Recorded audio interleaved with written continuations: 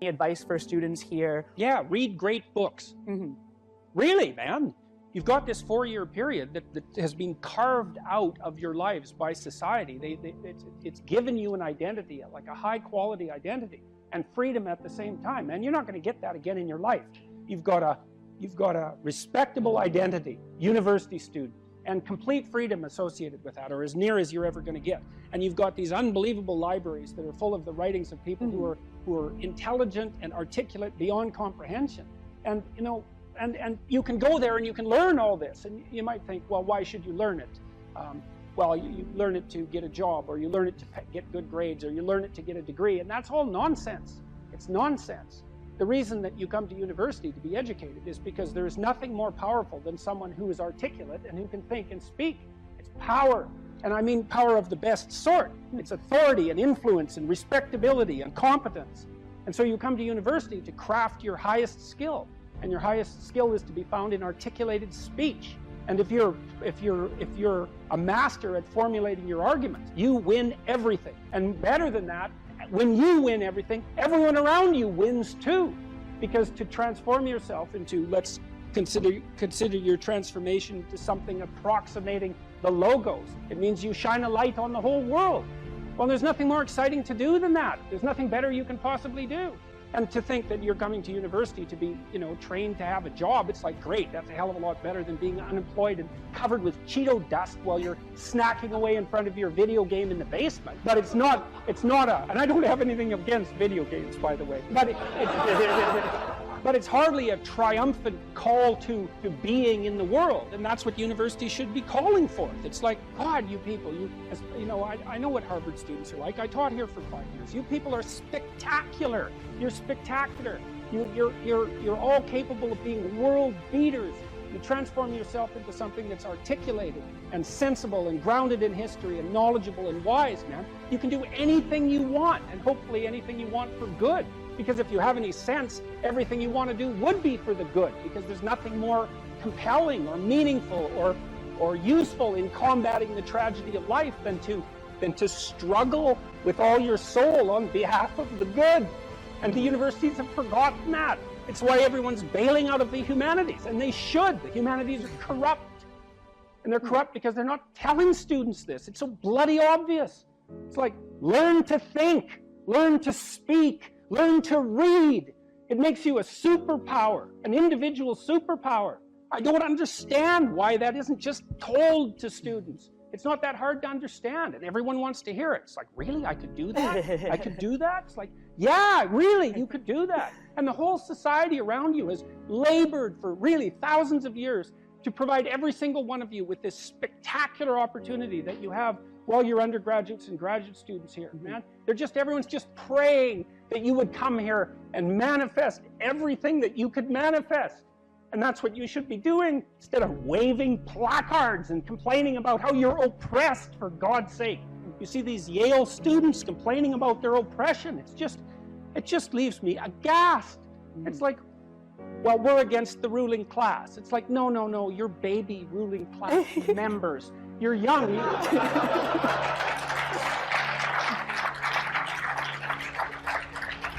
The only reason you're not rich is because you're young. That's the best. Really, if you look at the 1% even, the dreaded 1%, most of those people are old. Why? Well, when you progress through life, if you're reasonably successful, you trade in your promising youth for your wealthy old age, but you're still bloody old. Would you trade it? Would you trade your youth for that? Like, if you factor age out of the economic equation, things look a lot different. Well, of course older people have more money. If they have any sense, they've been collecting it for their whole life. Is that somehow unfair? It's not unfair unless you want to be poverty-stricken when you're 70, and you don't want to be poverty-stricken when you're 70. I just don't understand what's happened to the universities. I can't believe that you're not told when you come the first day, look, man, you're here on a heroic mission. You're going to take your capacity to articulate yourself to levels that are undreamed of. You're going to come out of here unstoppable. You're going to be able to do anything you want. It's like, that's what you're here for. Instead, you're taught that, well, you know, the world's a pretty oppressive place, and you're probably the bottom of the victim pile, and there's virtually nothing you can do about it except, you know, deconstruct the patriarchy. And it's so weak-kneed and so pathetic that universities should be embarrassed that that's what they're peddling to students. I'm embarrassed by it. You know, I've gone on public record telling parents, bloody well send your boys to trade school, because at least they'll learn something useful. And that's a terrible thing for someone like me to say, because I do believe that that being articulated and educated in the highest possible manner there's nothing that's better for you and for society. And why have the universities forgotten this? Well, that's postmodern neo-Marxism for you, you know, and the philosophy of intense resentment and oppression and group identity, and God, it's just pathetic. Dr. Peterson, I think a lot of students here would agree with you that one of the main purposes of education at college, particularly at Harvard, is to develop their sense of articulation, their ability to read, their ability to critically think. But then what comes after? Particularly at Harvard, there's a big discussion on what is a good life? What does it mean to use those skills that we get here, and then we graduate? What do we do from there? Stop unnecessary suffering. That's what you do. You know, that's your calling. It's like you say, well, what do you do after you graduate? Well, if you graduate articulated and powerful, there will be people giving you so many opportunities you won't even be able to keep up with them. You know, I've worked with very, very competent people in many different domains in my life, hyper competent people. And I can tell you some very interesting things about hyper competent people. The first thing is they are not selfish. And they're not greedy. And one of the great pleasures in their lives is to find people who have the capacity to also be hyper competent and to open doors for them as rapidly as they can possibly be opened. They delight in that, because there's very few things that are more intrinsically meaningful if you're an accomplished person than to find young people who have the possibility of being accomplished and say, hey, look, here's an opportunity for you. It's like, go out there, man, kill it. And then they go out there and kill it, and you think, right on, man. Here's another opportunity. Why don't you go out there and nail that too? And you think, no, they're all hoarding their wealth, and they're not going to share it with anyone. It's like, that's absolute, complete rubbish. And so you don't even have to worry about what you're going to do after you graduate from here if you turn yourself into half of what you could be, because people will be dying to offer you every opportunity that you can possibly make use of. So it's a moot point. The world is always desperately short of people who can think and speak. And you think, well, I won't be made use of. Well, first of all, you can't say that if you're at Harvard, for God's sake. I mean, people already figured out who you are. They've already figured it out. And they're offering you the world on a gold platter. Take it. It's yours. Take it. It's like, great, man. Put yourself together and deserve it. That would be great.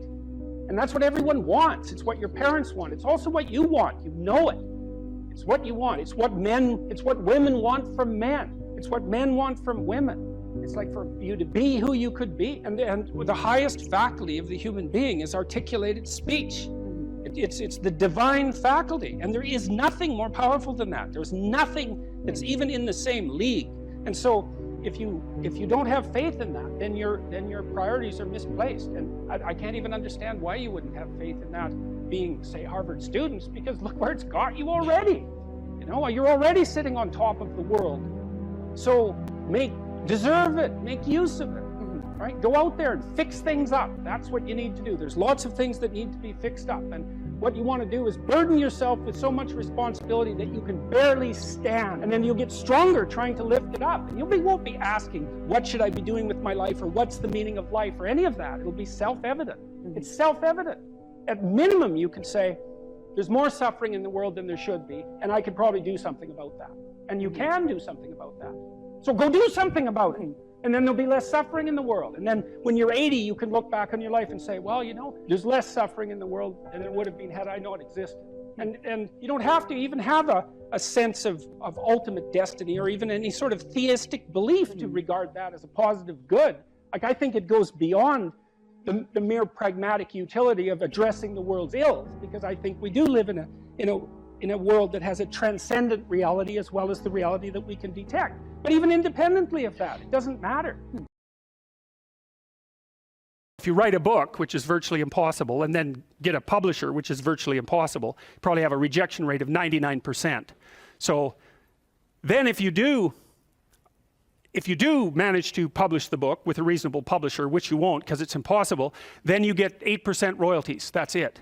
So 92% of your labor goes to the sales, marketing, and distribution end of things.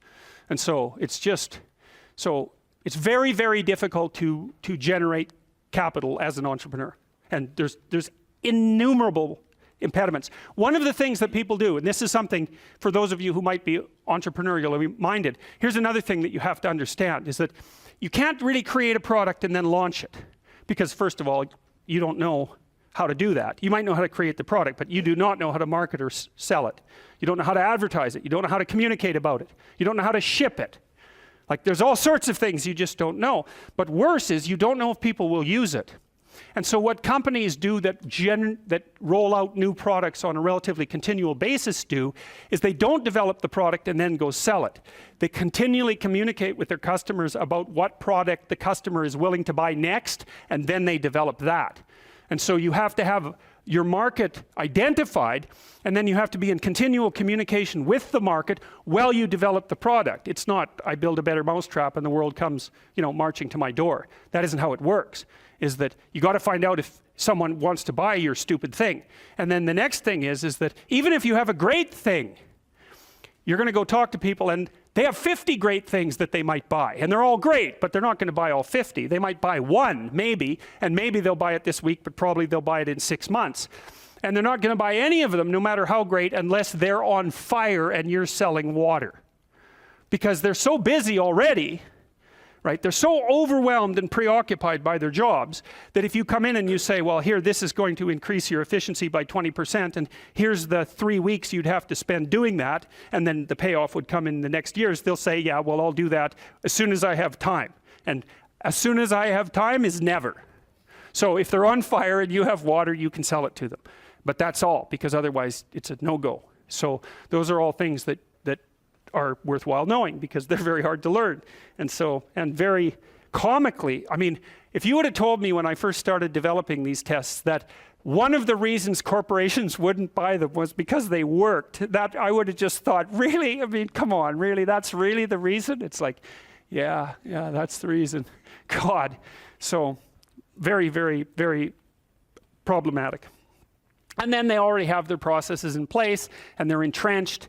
And then the next problem is, you haven't got any customers. I think I told you that before. You don't have any customers and you show them the statistics, but they can't understand the statistics. And they also have 200 other people selling them things, and 50 of them are crooks. So they're just lying about what they're doing, and they can't tell the difference between the liars and the people who are telling the truth. And so they can't understand the statistics for themselves, and they can't verify them anyways. So what they ask you is, who else is using it? And if the answer is, well, everybody, then you don't even have to do the sale because you're already rich. And if the answer is nobody, then they're going to say, well, why is nobody using this? You say, well, it's the hottest thing that's come along. And they think, well, I'm not going to be the sucker who gets painted, red and fired because this failed. That they do not think this might make me succeed. People do not care about whether or not they succeed. They care about whether or not they fail. And so that's another thing, is that if you're marketing something and you can say, this will stop you from being identified as a failure, then people might be happy about that. But if you say, this will really help you succeed, it's like, no, I don't want to succeed. I just don't want to fail. I don't want to succeed. I just want to be invisible and be left alone. And if you're looking for people's fundamental motivation, that's it. It's they want to be invisible and they want to be left alone. I tell you the zebra story? Any of you know that story? Okay, I'll tell you this zebra story. Stop me if I've told it to you before. This tells you everything you need to know about human beings. So it's worth knowing. Okay, so zebras have stripes, and people say, well, that's for camouflage. And then you think about that for 2 seconds, and you think, that's a really stupid theory, because lions are camouflaged, and they're like golden like the grass. And zebras are black and white, so you can see a zebra 5 miles away. It's like, there's a zebra, it's black and white. So the whole camouflage thing, that's just not working out so well as a hypothesis. Okay, so biologists go and they decide to take a look at some zebras.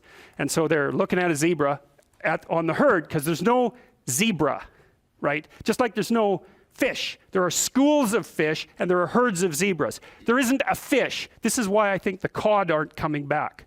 There are no cod. There are massive 100-mile-long schools of cod, 10 stories deep, 20 million years old. You wipe out the school, you don't just get to throw a cod in the water and say, well, you know, off you go. It's like, well, where's my city? It's like launching you in the middle of a field. It's like, well, go out there and reproduce. It's like, no, that's not going to happen, you know? So without the school, there's no cod, and you can't just introduce a whole school of cod because you don't have a whole school of cod. So, you know, maybe the cod are never coming back. And zebras are the same thing. There's not a zebra. There's zebras. And so you're looking at the zebras, trying to study a zebra, and you look at the zebra and you make some notes and you look up and you think, oh Christ, which zebra was I looking at? And the answer to that is you don't know, because the camouflage is against the herd and the black and white stripes. There's a variety of reasons for the stripes. Flies also seem not to like the stripes, but you know, usually things evolve for multiple reasons. But anyways, it's very difficult to parse out a zebra against the herd. You look down, you look up, it's like, uh-oh. All those damn zebras look the same. Yes, the camouflage is effective, but it's against the herd. All right, so then you think, well, we better identify a zebra so we can see what he's up to. So then you take your Jeep and a can of red paint and a stick with a rag on the end of it, and you drive up to the zebras and you paint their haunch red a little bit, put a nice red dot on their haunch, or maybe clip their ear with a cattle clip. And then you stand back and you think, hey, I'm pretty smart, now I'm going to watch that zebra. So what do you think happens to the zebra? The lions kill it. Right. Because lions, they're smart, right? Hunting animals are smart. But they have to identify a zebra before they can organize their hunt. They can't just hunt the whole herd. They have to pick out a zebra. And so maybe it's like a zebra that's got a sore hip or something. And so you think, well, nature's kind. It just takes the weak. It's no, zebra or lions like really healthy, delicious zebras. But they look like all the other healthy, delicious zebras, so they can't get a bead on them. But if they're small and just born, or if they're limping, or there's something that identifies them, then the lions can pick them out. And then they do pick them out. And so the rule for human beings is keep your damn stripes on so the lions don't get you. And I'm telling you, man, if you want to remember one thing from my class about human motivation, that's a good thing to learn. People camouflage themselves against the herd, and they like to be in the middle of the herd, which is what fish do, by the way. If you have a big school of fish, the smart, healthy, large fish are in the middle of the school. Because you know what you call fish on the outside of the school? Bait. Right. So that's what people are doing. They're trying to move into the middle of the herd all the time. And the herd moves around, or the school moves around, and people are going, well, I'm in the middle. I'm staying in the middle here. So I've got this protective ring of people around me so the predators don't pick me out and do me in. So, okay, so that's part of the reason why I said, well, you can't sell something to someone for success. Because, you're thinking, well, people are aiming at success. Don't be thinking that. It's not by any means necessarily true. Trait neuroticism is a powerful motivator. And trait neuroticism is, let's not be too threatened or hurt, right? That's the negative emotion system. And the negative emotion system is a killer source of motivation. You also see that there are scales of well-being that have been designed, mostly by social psychologists, which means they're very bad scales most of the time, because their psychometric capacity is absurdly low, generally speaking. So what you find with scales of well-being, sometimes they're talked about as scales of happiness even, is that people aren't after happiness, they're after not hurting. It's not, so they don't want to be extroverted and enthusiastic, right? And bubbly and full of smiles and laughter. That isn't what they mean by I want to be happy. What they mean is I don't want to be anxious or in pain. And so well-being scales tend to be something like emotional stability plus extroversion. But the big loading is on emotional stability, the reverse of neuroticism. You want to avoid suffering. You don't want to be happy. You want to avoid suffering. And one way to avoid suffering is not to let the lions gnaw on you. And one way of doing that is to stay in the middle of the damn herd. And so, I'm not being a smart aleck about this. I understand why people do that. There's real danger to being visible. There's real danger in being visible. Now, you might be successful if you're visible, but you also might be dead.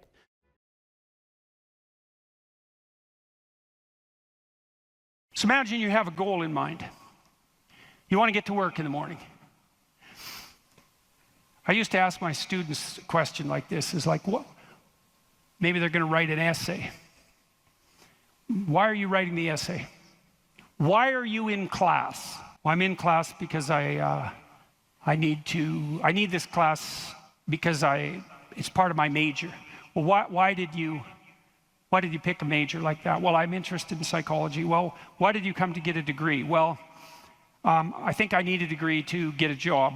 Well, why do you need a job? Well, I need a job to keep body and soul together, and maybe to be productive, and maybe to, establish a name for myself. And why do you want to do that? Well, because, it's part and parcel of living properly. And why do you want to live properly? And well, then, and how would you live if you lived properly? And at that point, people are usually unable to answer, because you can just push people with questions about why until they run out of explanations.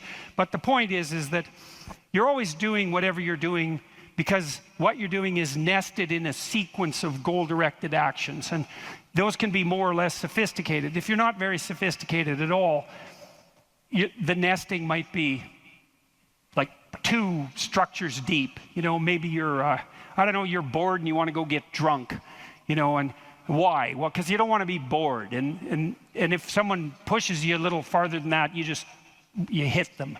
And, you don't want to delve into it. But if you're sophisticated, you have a pretty good hierarchy of answers. So you might say, well, why do you want to be a productive and generous citizen? And like I said, people usually bottom out there. But you could say, well, that's part of reciprocal altruism. And if I'm productive and generous, then that'll encourage other people to be productive and generous. And if we're all productive and generous together, then there'll be more for everyone, and we'll all get along better, and we'll get along for a longer period of time, and that'll make us all more stable, and that'll make our societies better.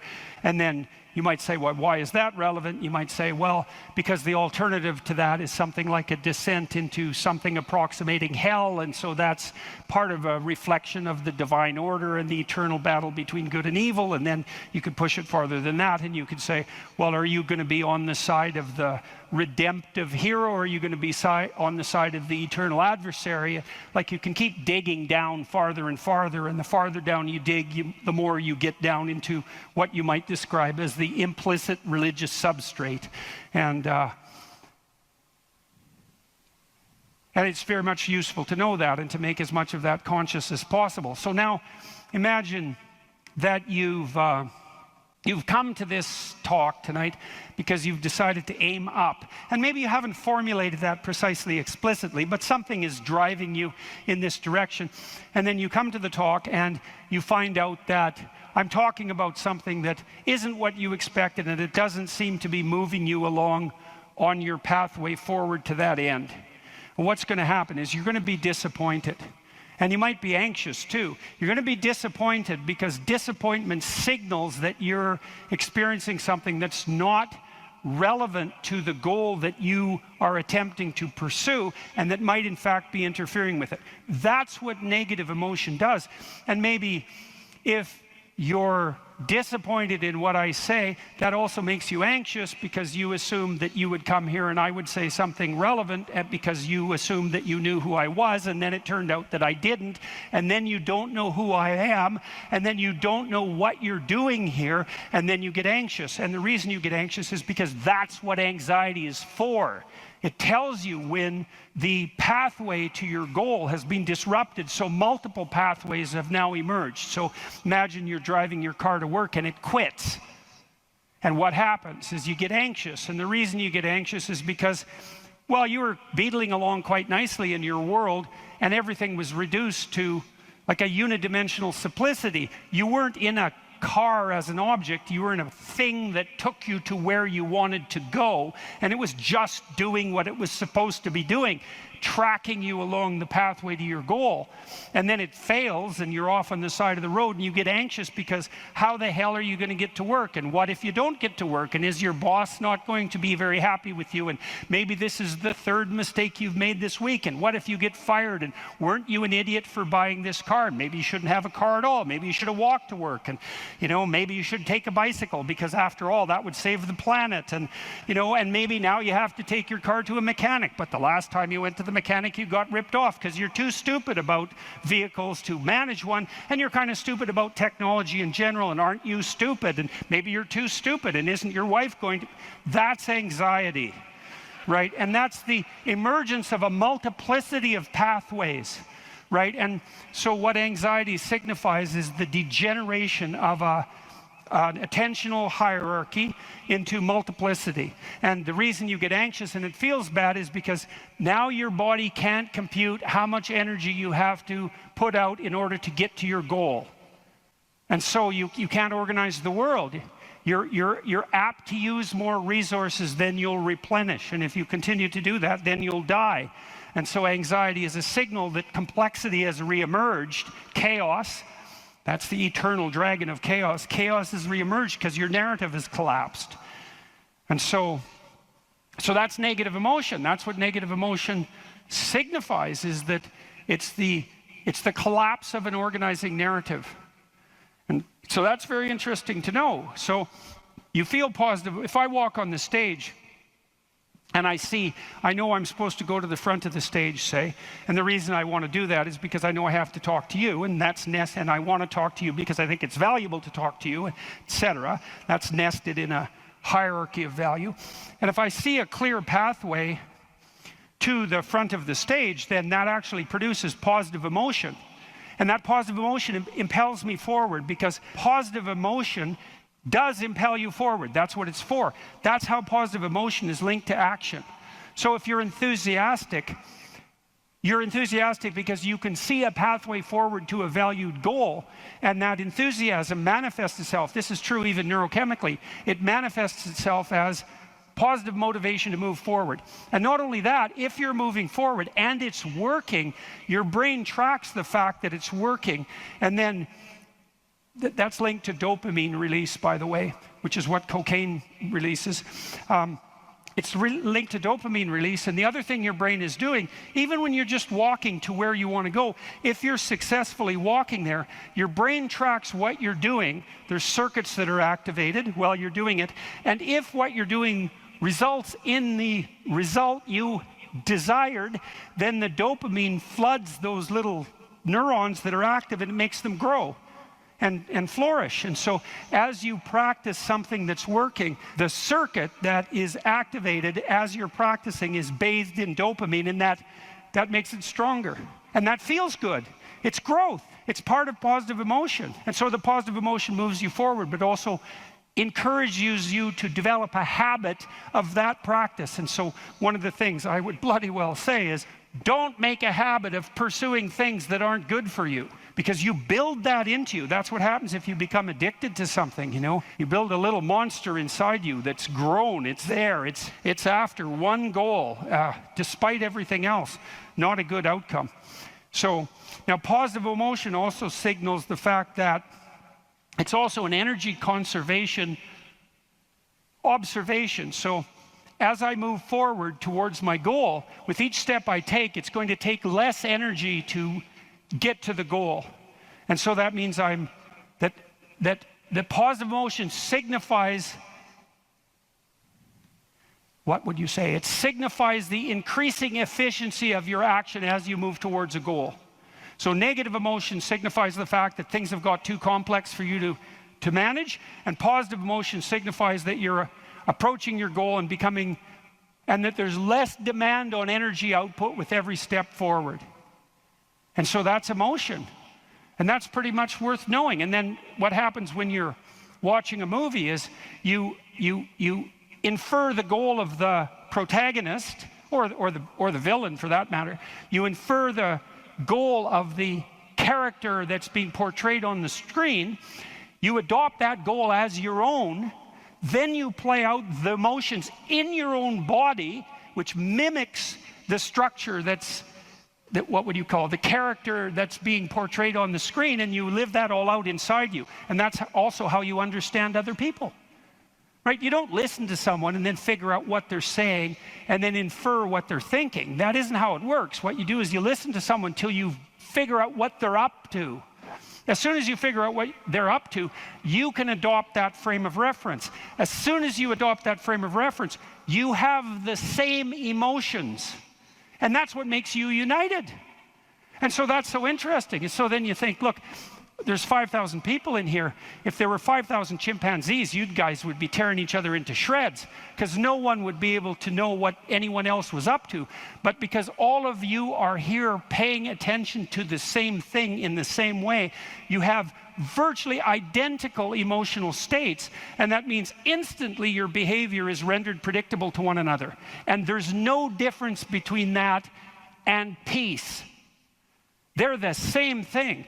And so what that means is that one of the predicates of a civil, productive, and peaceful society is that everyone inhabits the same narrative. And you might say, well, we don't need the same narrative. It's like, yes, we do, because if we inhabit a different narrative, then we're running emotionally in different directions, and we will not understand each other, and we will run into conflict, and that conflict can become deadly at the drop of a hat. And so it's a precondition for a civil society that everyone is united in the same narrative. And then that begs the question, right? What is the narrative insofar as we're unified? And another question, which is, what should the narrative be?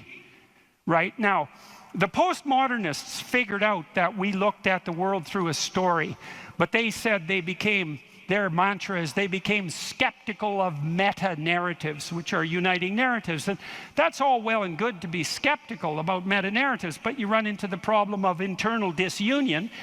Because if you don't have a uniting narrative, then you're divided against yourself, and you run into the problem of social disunity, because if we're not looking at the same thing for the same reason, then we can't get along. And those are big problems. Now, the way the postmodernists glided over that immense cataclysmic problem was to offer the proposition that the narrative that unites us is just one of power and oppression, right? And that the fundamental motivation that guides, first of all, even your internal organization, your own internal tyranny, you're oppressing your id or your natural self. And then if you establish a relationship with someone like a marriage, well, that's just a manifestation of patriarchal oppression. And if you organize a business relationship, it's a relationship of mutual exploitation, and so far and so on, all the way up the political hierarchy, all the way back into the past. A more dismal view of human existence couldn't possibly be formulated. And I always think about it as a kind of implicit confession. It's like, so you think the world's all run by power, do you? Okay, I know what game you're playing and attempting to justify, and it's completely bloody preposterous, because first of all, if you tyrannize yourself, you're going to be one miserable creature. Plus, you're going to rebel constantly, as you already know. I'm sure all of you have tried at one time or another in your life to force yourself to do something with a whip, so to speak, and what you instantly find is that you're so condemned to be free that you'll even resist your own tyranny, right? Try telling yourself to do something and see if you do it. I'm going to go to the gym. That's New Year's. I'm going to the gym 3 times a week, 2 hours a day. It's like, no, you're not. You're going to last like 3 days. And then you're going to find an excuse. The rebellious part of you is going to find an excuse, then you're not going to do it. And it's a bloody mystery, isn't it? Because you'd think you could tell yourself what to do. Because otherwise, who are you? You're the part that told yourself what to do, but you don't listen, so what the hell's that part? That's you, that's for sure. So you can't even tyrannize yourself with any efficiency. And then if you're married, men, you're married, try tyrannizing your wife and see how well that works. And like, it might work for 10 minutes, but she's not as big as you, but she's a lot sneakier. And you have to wake up with her tomorrow morning. And so even if you do win the fight, which you won't, she's going to bloody well take it out on you the next day, and no wonder. And so you're bound in that relationship by the necessity of continual iterative interactions, right? And they have to be moderately peaceful, or you're going to tear each other into shreds.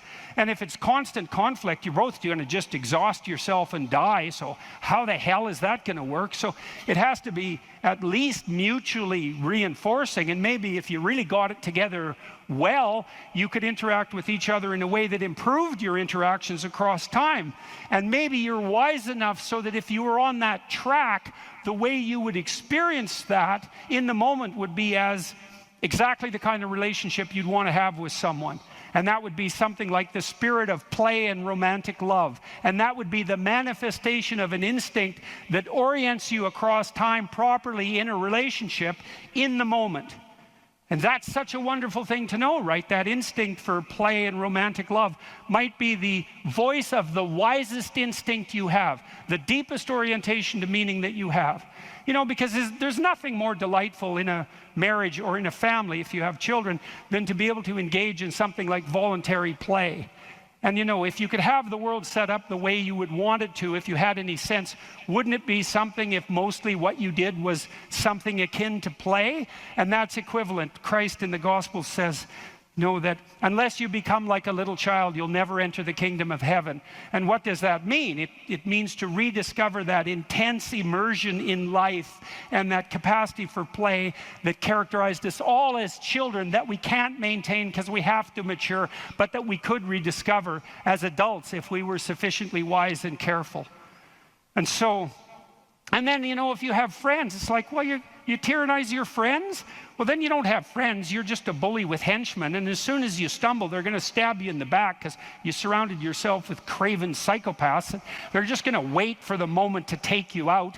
That's not a friendship, obviously. And if you're running a business, and those of you who've run businesses who have a clue know this is true, it's like, what happens if you rip off your customers? Well, you can get away with it once or twice, but word gets around in no time flat, and then you're just done and bitter and resentful because your idiot machinations didn't work. But if you engage in fair trade and you're reliable and you deliver what you promised and you're half decently good to your employees and the people that you work for, then they're going to be pleased with you, and they're going to come back and they're going to talk to their friends about how well you did, and you're going to flourish. And none of that's arbitrary. You know, that's all guided by the manifestation of a certain form of attentional priority, right? You go to your customer's house, maybe you're a plumber, and the first thing you do is you listen to their damn problem. And so at least you have enough sense to engage in dialogos, right? You actually want to hear what the problem is, and then you actually want to solve it. And if you do that with some diligence, they're going to be pleased with you because they don't want sewage all over the rug. And so your interests are aligned, and if you offer what you promise, then you're going to evoke positive emotion in them and quell their anxiety, and that's exactly the service that you're offering. And so that means you're acting out the proper story, you're productive and generous and honest, and there's nothing arbitrary about that as a ethos that unites you internally and that also makes it possible for you to exist in a peaceful and productive society. Agreeableness is a very difficult personality dimension to understand, I think, partly because it's difficult to dissociate from neuroticism and as well from extroversion.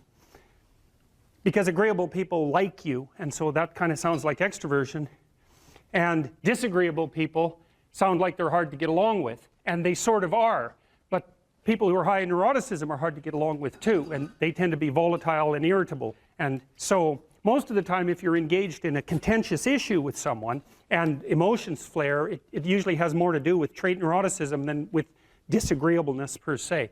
So what I'm going to do is try to describe to you what the agreeable trait is on both of its dimensions, and also to lay out the pros and cons of existence on that normal distribution, trait normal distribution, at more or less every point. Because I think, the way I look at it anyways, is that of all the traits, agreeableness is the one that seems to come with the most marked positive and negative aspects, features, let's say, so we don't confuse it with aspects, the most positive and negative features at each point on the distribution. It's a very complex, seems to be a very, very complex dimension. So I'll read you some of the questions from the Big Five aspect scale, and that'll give you kind of initial rule of thumb estimate about whether or not you're agreeable or disagreeable. And so here are some of the questions. Imagine that you're answering these for yourself on a scale from 1 to 5, strongly disagree to strongly agree. So the first question is, am not interested in other people's problems. So if you are interested in other people's problems, that tilts you towards agreeableness, and I believe that's agreeableness is divided into compassion and politeness, which also sound like very positive things, right? Because everyone wants to be compassionate and everyone wants to be polite, and so you might say, well, is that a virtue? Are those virtues, with the other end being actually negative, to be not compassionate, not polite? It's certainly worded that way, and that's actually a mistake, because we know that these traits are normally distributed, roughly speaking, right?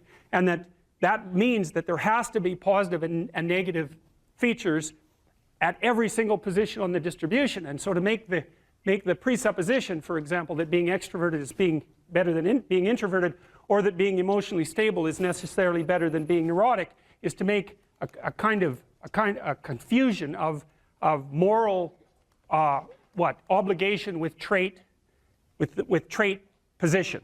You have to assume that there's advantages and disadvantages all the way along, or the distribution wouldn't have set itself up that way, especially because these seem to be biologically instantiated traits. So anyways, if you're interested in other people's problems, they like to unburden themselves to you, you care about it. That's a mark of compassion. If you're more or less indifferent to other people's stupid problems and you wish they just get on with it, then you're less compassionate, you're harsher and more well, at the extreme, more callous. Let's see. Respect authority. That's politeness. That's part of agreeableness. Rarely, let's see.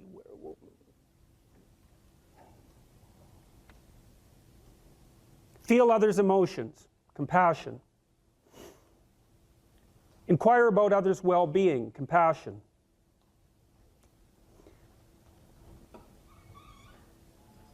Can't be bothered with others' needs. Take advantage of others. That's disagreeable, obviously. Sympathize with others' feelings. Avoid imposing my will on others. Wait for others to lead the way. Okay, I think all of those were associated with trait agreeableness or disagreeableness. So let's think about this for a minute. So I'm going to tell you how I conceptualize agreeableness. The first thing you want to know is that women are more agreeable than men, about half a standard deviation. And that's approximately enough so that if you took a random male and a random female out of the population and you tried to guess who was more agreeable and you guessed the female, you'd be right about 60% of the time. So, but what's interesting about that, and this is something also to keep in mind, is about normal distributions, you know. So imagine you have a normal distribution so that most people are in the middle, and then you have another normal distribution, male and female, and mostly they overlap. But you see out here and out here, they don't overlap at all. And so even though on average men and women aren't that much different in terms of their levels of agreeableness by the group, if you go out and you look at the extremes, they're very different. So all of the most agreeable people are women, and all of the most disagreeable people are men. And the thing is, the extremes are often what matter rather than what's in the middle. And so one of the ways that's reflected in society, by the way, is there's way more men in prison. And the best personality predictor of being imprisoned is to be low in agreeableness. It makes you callous. Now you might think, well, what's the opposite of compassion and politeness? And the answer to that is, I think it's best sort of conceptualized as a trading game. So let's say that we're going to play repeated trading games. And if you're very agreeable, then you're going to bargain harder on my behalf than you're going to bargain on your own behalf. Whereas if you're very disagreeable, you're going to do the reverse. You're going to think, I'm in this trading game for me, and you're going to take care of your own interests. Where an agreeable person is going to say, no, at best this is, at worst this has to be 50-50, but I'd like to help you every way I can. Okay, now so you kind of understand that. Now the advantage to being agreeable then is that you're good in teams and you're very much likely to give other people credit. The downside of being agreeable is that you're not very good at putting forward your own interests. And so one of the things that predicts salary across time, for example, is agreeableness, and it predicts it negatively. And so it's part of the reason why women get paid less than men. And this is something for the women in the class to really listen to. Because how you get paid across time depends on a very large number of things, right? It depends on your skills and your abilities and your position and your social network and all of that. But the other thing it depends on is whether or not you actually go ask for money. Or maybe that you don't even ask. Because actually you don't ask for money. You tell people that you need to be paid more or something they don't like will happen. And I don't mean as a threat. I mean that you have to be willing, when you're negotiating, to have an alternative. You go talk to your boss who isn't going to give you money because everyone wants money, right? It's a competitive game. You're going to have to go there and say, look, here's what I do. Here's why it's useful. Here's why you have to give me more money. And this is my opportunities if you don't. And then you're not taking your boss's money anyways, because it's very frequently the case that he's working for a whopping big company. But he needs an excuse to give you money, because everyone's asking for money all the time. And so you have to put your case forward powerfully and disagreeably. Now, you don't want to do it too disagreeably, because then he's going to think that you're a son of a bitch, and maybe he's not going to give you anything, and maybe you'll get fired for being mouthy and all of that. And that certainly happens to people who are too disagreeable. You got to get the balance right. But it's definitely the case. And the other thing that happens to women that's also worth noting, and this is probably because they're higher in negative emotion, is they tend to underestimate their own utility in business settings, right? Because if you're trying to evaluate what you're like, and you're more tilted towards negative emotion, then the things that you do that are wrong are going to stand out more on the foreground than the things that you do that are right. So if you go into a negotiation and you're uncertain already because you have self-doubts, and then you're agreeable in the negotiation, what's going to happen is that you're not going to win as often. And winning in a business setting or in a career development setting means more opportunity for promotion and more revenue generated. Now, the downside of that, of course, is as you climb the business hierarchy is that you also have to take on more responsibility. And that responsibility is sometimes unpleasant as well, especially to people who are agreeable, because you're not necessarily liked if you're in a position of authority. And agreeable people really like to be liked. It's their primary motivator, because they're concerned about the maintenance, I would say, of intimate, positive relationships. And that also makes them conflict avoidant. Are you depressed, or do you just have a horrible life? And those are not the same question, because if you're depressed, you have a life that in principle should work, but isn't. And so you come and say, look, I've got a lot of things going for me, you know, I've got a good job, I've got a good family, my wife loves me, but man, I'm miserable all the time. It's like, okay, well, let's delve into that a bit more deeply. But that kind of sounds like depression.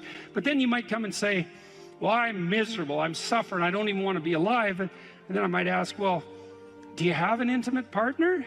Well, no, not really. And I have had a history of catastrophic relationships. Do you have any friends? Well, you know, I have this one person I phone like once every month or so. But other than that, no, I don't really see anyone. Well, do you have any close family? No, my family's pretty fractured. I don't get along with my mom and dad.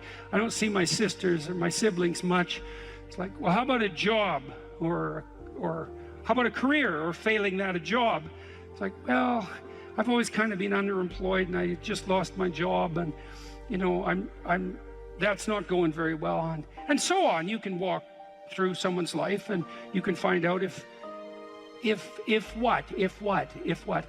they're reasonably embedded in a hierarchy of social institutions.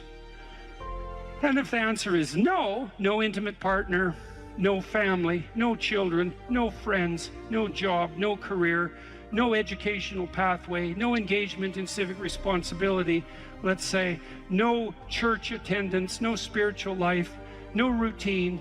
It's like, well, you're not depressed, you just have a horrible life. Multidimensionally. Like, it's no wonder you're depressed. There's nothing in your life that is working. But it's interesting, because that's not exactly a diagnosis at the level of the individual. It's a diagnosis in relationship to the relationship between the individual and this structure of containing social institutions. If you don't have an intimate partner, and you don't have a family, and you don't have any friends, and you don't have a career or a job or any civic involvement or any involvement, let's say, with religious institutions, and you don't have any creative striving, all you've got left is pain. And so that's what you have. And so here's a different way of thinking about sanity.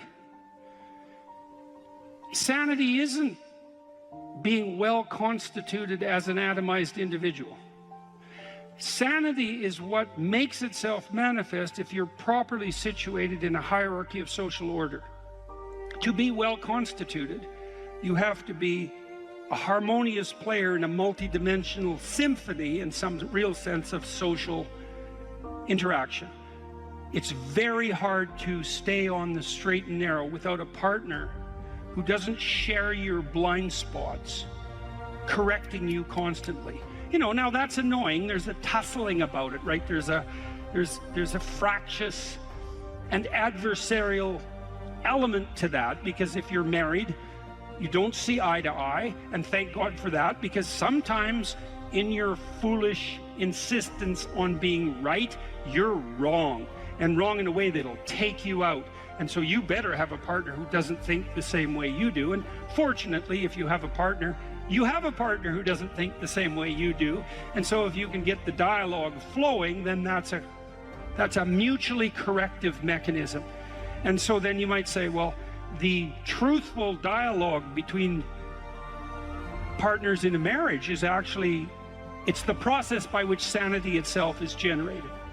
And I mean technically, it's like you're too complex to regulate yourself, period. And so you need other people to help you do that. So if you have a wife or a husband, someone who knows you and is there for the long run, they can help, you can help each other find the meaningful path and stay on it. And you can't do that alone. And probably just having a partner isn't enough. You need kids, likely, to keep you sane or to drive you crazy, depending on the nature of your children. Let's say you need family, you need your parents, you need your siblings, you need another community around you that's not merely your wife, because you're so crazy that it takes a village to keep you sane. And so, and then surrounding that more intimate web of kinship, you need friends. And friends keep you sane. Well, how? Well, you have to act in a manner that makes them want to be around you to have friends. And that means that to maintain your friendships, you have to be saner than you really are, right? You have to be, they have to be able to enjoy their time with you. If you practice forthright and voluntary exposure to that which terrifies and dismays you, it transforms you. And we really know this as psychologists. We even know there's more and more evidence suggesting, for example, that if you imagine you adopt this attitude of voluntary confrontation, that changes you psychophysiologically. So much of the biochemistry of motivation and emotion is transformed when you take a stressor which could be oppressive and paralyze you and cause you to withdraw, and you reverse that and you decide to advance.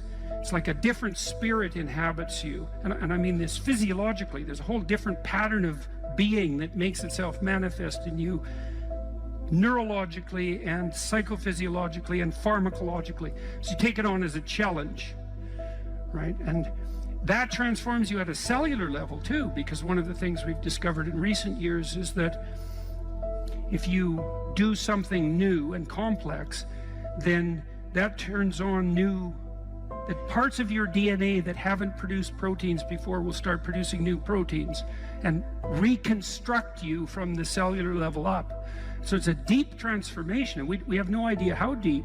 And again, you could ask yourself, if you didn't withdraw in fear from anything from everything that life threw at you, who could you become?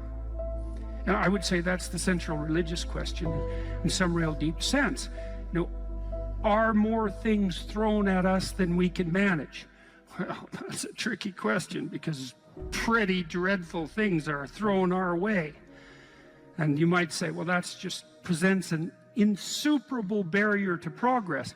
That's not very helpful, because you're alive, here you are, you got these problems to contend with, and if it's an impossible task, then how could you be anything but hopeless and desperate? But then you think, well, wait a second, how would things transform if I took this on as a voluntary adventure? You know, regardless of its scope, and the scope would include unjust suffering, death, and hell. And that's not just some religious or metaphysical vision. It's like, no, you're actually going to have to contend with that in your life, in whatever way those things make themselves manifest to you personally. That's coming, man. And so maybe you better get prepared. And then the question might be, well, what would happen if you got prepared? And the answer might be, you'd be prepared. And I think the religious enterprise, in its deepest sense, is that process of preparation. And you know, you might want to even push that a bit farther. You might say, well, not only do you want to get prepared for what's coming your way, but you want to be so prepared that when it comes your way, that it doesn't make you bitter and resentful and tempted by the desire to walk the path that would make all of that even worse.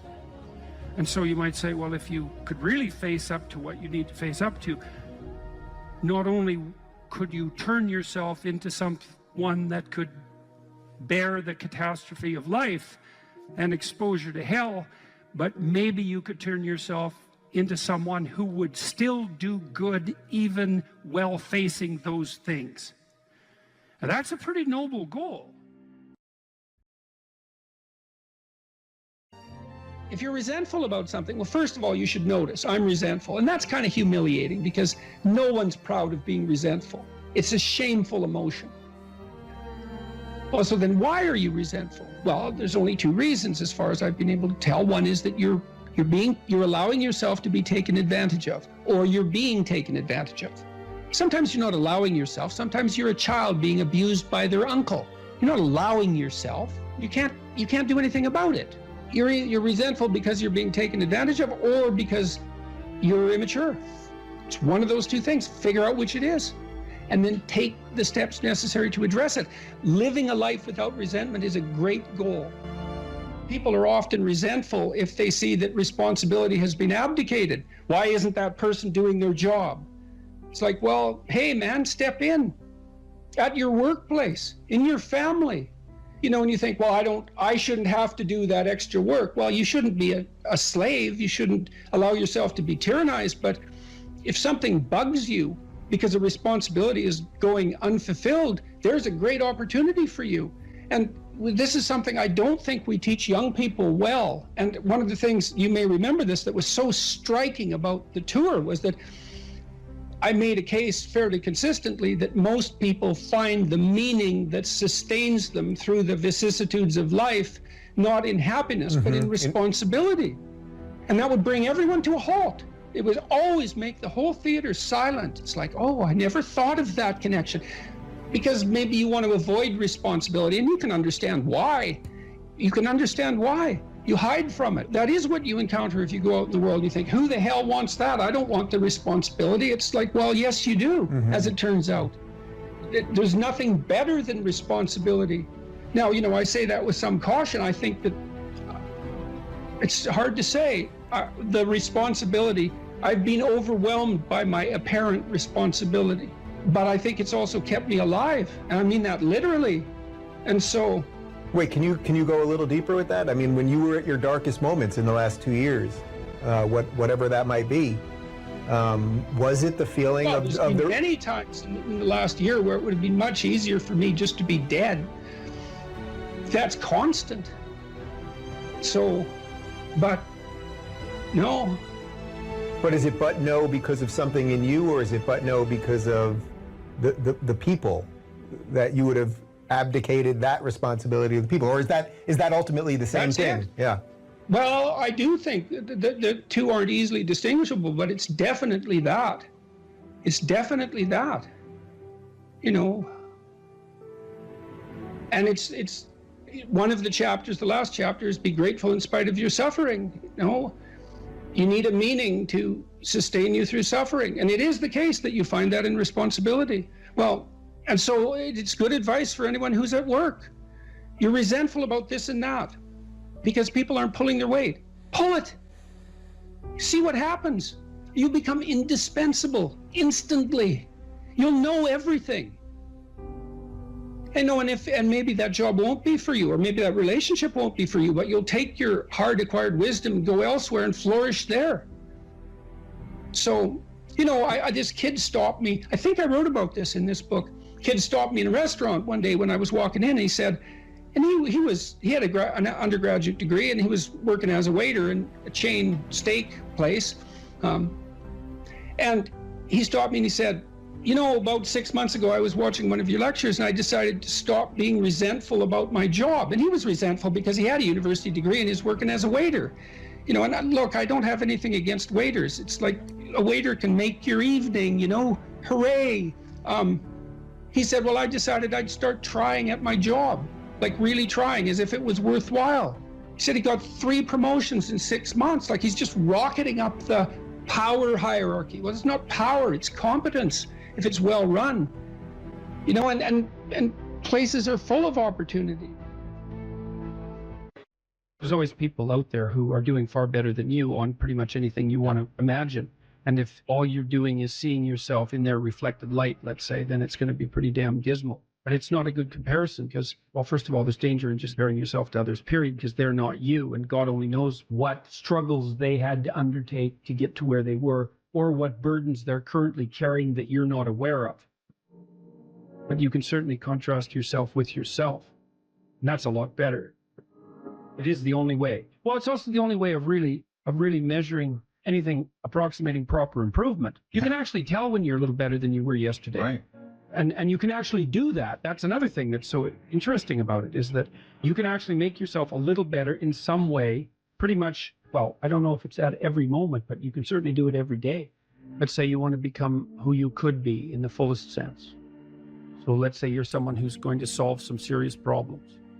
Okay, the first thing you have to do is admit to the seriousness of the problems. That's no joke. And so the first thing is just the terror of the problem itself. And that's enough to paralyze me. And that's the Hydra, that's the Gorgon with the head of snakes. It'll paralyze and turn you to stone. That's the basilisk in the Harry Potter series. Mm-hmm.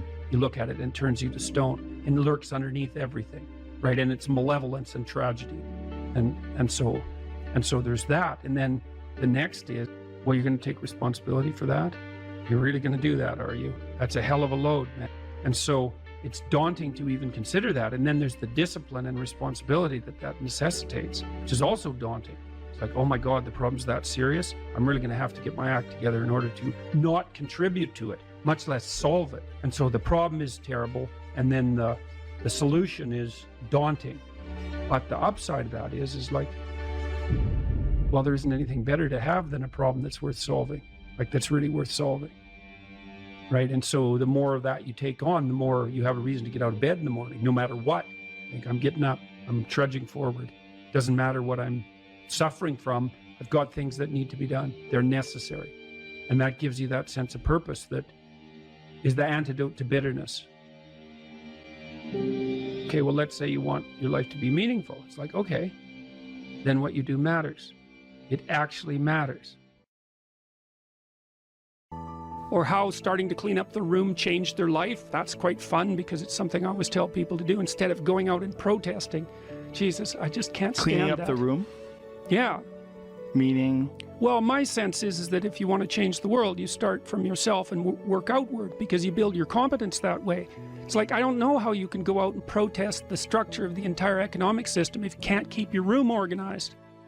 Well, I made a video call, which was called Message to Millennials, where it was called How to Change the World Properly. A bit of on the pretentious side, I suppose, but I was trying to produce something that was a counterposition to this idea that what you should do is go out and fix up other people. You know, that's just not right. And there's a New Testament line about that, something about, you know, not worrying too much about the log in your neighbor's eye, or about the speck in your neighbor's eye when you have a log in your eye. What would the world be like if people stopped avoiding the things they knew they should do. You know, because the question is, how much are we contributing to the fact that life is an existential catastrophe and a tragedy? How much is our own corruption contributing to that? That's a really worthwhile question. The things you leave undone because you're angry, you're resentful, you're lazy, you have inertia. Well, you consult your conscience and it says, well, you know, that place over there could use a little work. It's the same as working on yourself, and so you clean that up because you can, and then things are a little clearer around you, and you're a little better off because you've practiced a bit, and so you're a little stronger, and then something else manifests itself and says, well, maybe you could like take a crack at fixing me up too. So you decide to do that, and then that gets a little bit more pristine, you know, and soon, and it's humble because you're not exceeding your domain of competence. You know, it's like, don't be fixing up the economy, 18-year-olds. You don't know anything about the economy. It's a massive, complex machine beyond anyone's understanding, and you mess with it at your peril. So, and can you even clean up your own room? No. Well, you should think about that. You should think about that.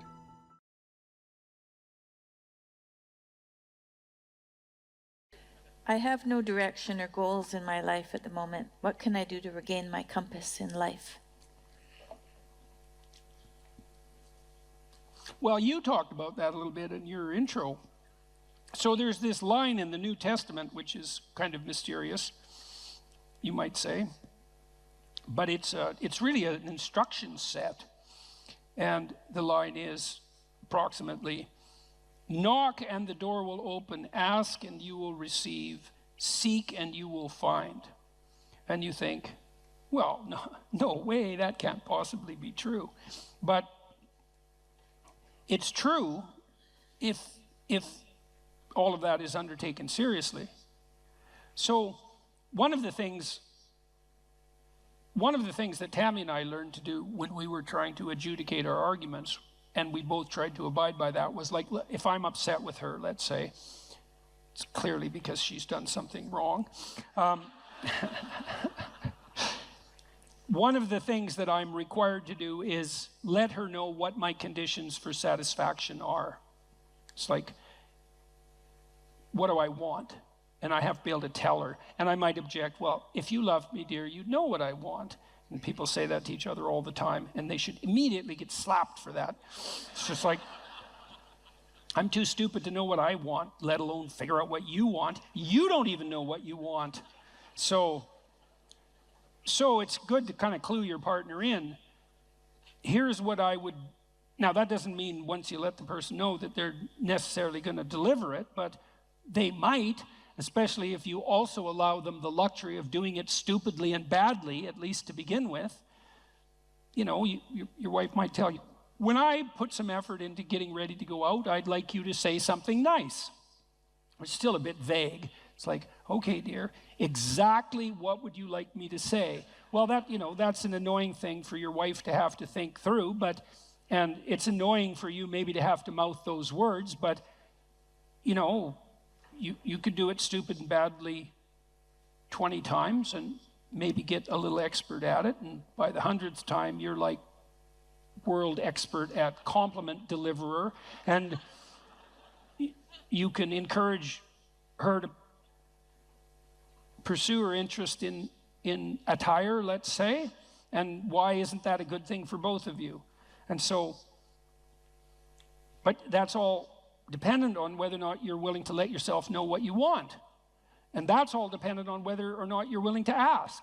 And so one of the things you can ask yourself, and this is very useful, is what would your life have to look like in order for it to justify itself to you?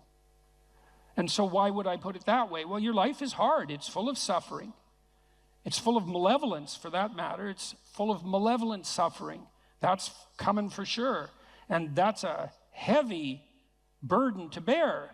And you might say, well, it's so heavy that nothing at all could possibly justify it. And I think that's not a productive attitude. I think if you watch your life, you see that there are things that will grip you that do appear to justify the weight of existence.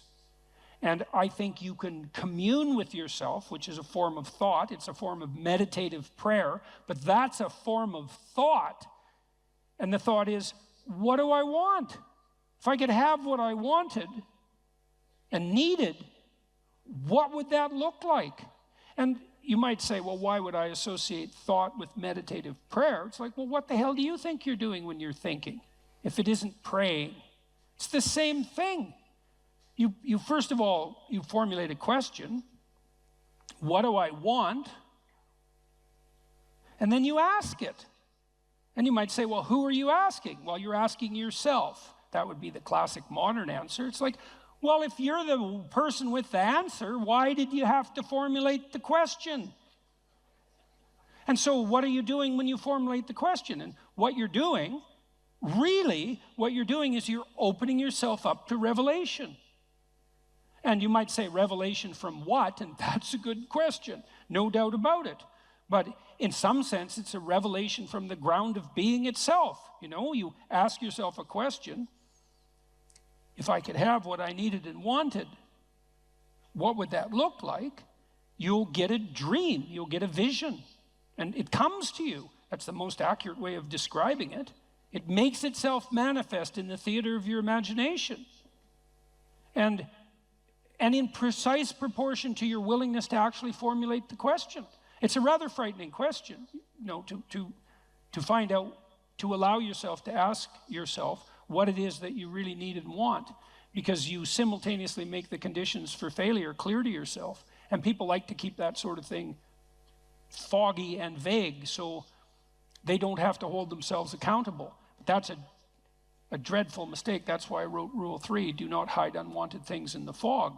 It's like you should sharpen your aim. You should specify your goals.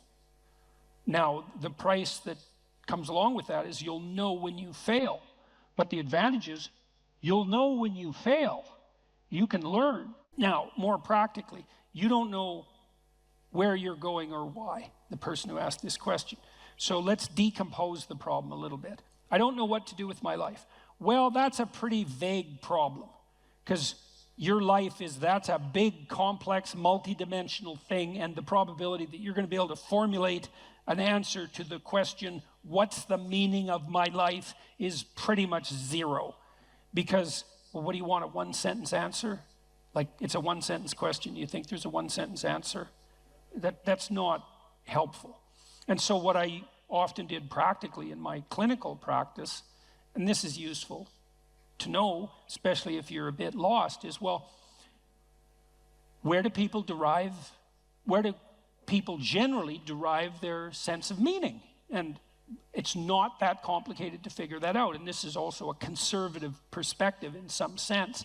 Well, most people need or want an intimate relationship and some family interaction. Maybe that's children, maybe it's with your parents or your siblings, but zero family interaction is generally not part of the optimized human condition. Most of us would like to have a friend or two. We need a job or a career to keep body and soul together, but also so that we're in harness and we can pull against a weight that in a noble and productive and generous manner. We perhaps need to be engaged in something creatively. We have to take care of ourselves mentally and physically. We should adopt some civic responsibility. We need to protect ourselves against major sources of hedonistic and impulsive temptation. There's 8 things. It's like, well, pursue one of them. Start there. You know, when I dealt with my clients who were depressed, unhappy, let's say, the first thing I would do with them is walk them through that analytic process. It's like, do you have anything in place in any of these domains? Sometimes I had people who were doing pretty good in all 8 areas and were still unhappy. Those people were depressed, technically, right? Because their lives were actually in pretty good order, but they were miserable. There was something wrong with them. They were ill in some way that was lowering their mood, destroying their positive emotion. Other people would be batting 0 on all 8 fronts. Like, they weren't depressed, they just had terrible lives. And so, really, and so what I would do with those people is, well, look, like, here's 8 things that aren't in place in your life, it's no bloody wonder you're miserable and everything seems meaningless except for the suffering, because that's a meaning too. It's like, why don't we start working incrementally in a few of these areas, and then we can just evaluate and see if that's helpful, and it's almost invariably helpful. You know, and part of that is, well, specify. You ask yourself, well, what do I need that I don't have? Well, maybe I'd like to have a partner. Okay, well, I can't just leap from not having a partner to being happily married in one fell swoop. There's intervening steps. One of the things I used to do with my clients who were lonesome is say, well, look, have you tried online dating? No, I'm too afraid. It's like, well, no wonder you're afraid of it. You have your reasons. But we could start small. It's like, why don't you write out a dating profile? Don't post it. Just go online one of these sites and write out a profile. Who are you? What do you have to offer? And what do you want? Think it through. Write it out. Come up with a coherent story about, a coherent representation about who you are. And then figure out what you want. And see how that works. We can play that through. And then maybe when you develop that in a manner that feels solid to you and reliable and genuine, and you've also developed a vision of the person that you're trying to attract, that would help you feel confident in your happiness. If you actually met that person, well, then you're ready to go. Launch it on the site and talk to the person. You know, first maybe it's just text, and then maybe it's coffee. And, you know, there's incremental ways of doing this, and you can do that with all of those 8 domains. It's like, get yourself a life. And if you're firing on all cylinders in all 8 dimensions and you're still depressed, and this is a specific answer to the person formulating this question, if you're still unhappy, you should probably go see someone, because you're probably sick. You know, if you've got all of those, if you have all that skill and you have all those relationships and activities in place, and you still are suffering an excess of anxiety and pain and insufficient hope and motivation, it's highly probable that something, you know, that something's afflicting you that's in the nature of an illness. But if you have none of those things, it's like, well, it's no wonder you're miserable. Misery is the default human condition in the absence of sustaining meaning, just like hunger is the default condition in the absence of food. And you need productive engagement, productive, generous, reciprocal engagement, in order to provide you with the genuine meaning that sustains you in life. And the pathway, a lot of the pathway to that is pretty pragmatic and practical. You got no friends? That's likely a problem. You're a creative person, you have no creative outlet? That's not going to work out for you. No, you're lonesome because you don't have an intimate relationship? That's a source of pain. Those things have to be rectified, and you can do that incrementally, and that works. So that's a practical pathway to incremental improvement. And one of the things that's cool about that, because you might be thinking, oh my God, this is hopeless. I don't have any of those 8 things. I might as well just end it all tonight. It's like, and people certainly think that, you know, and I'm not making light of it. One of the things that's very much worth knowing is that a lot of positive emotion is dependent technically on the observation, on your personal observation that you're moving towards a valued goal. See, not that you've attained the goal. So imagine that you're in your hopeless situation and you decide, well, I'm going to work on the relationship front. So now you develop a vision of what a relationship might be like, and you posit that as a promised land, let's say, and then you differentiate that so you can make incremental steps forward, and the incremental steps are small enough so that you actually take them. As soon as you start to take them and you observe yourself moving forward in relationship to that goal, then first of all, you'll be stabilized on the anxiety front, because now you have a purpose that's finite and defined. And second, you have positive emotion, because you experience positive emotion in relationship to observing yourself move towards a valued goal. So right away, you don't have to attain the goal in order to be meaningfully engaged. You just have to be on the pathway forward. And so you can benefit from this almost immediately. And if you want to do something practical, I have a program online at selfauthoring.com called Future Authoring that helps people develop a vision on these 8 different dimensions, along these 8 different dimensions that I just outlined. And you could go and do that, do it badly, because you're not going to get it perfect anyways, and then get humble enough to make the incremental steps small enough so someone as useless as you might actually do them, and then away you go. And that works out. We used this program, for example, we had students in 3 universities, but I'll talk about one, vocational college in Canada. We had all the students who were going to this vocational college. We divided them into 2 groups.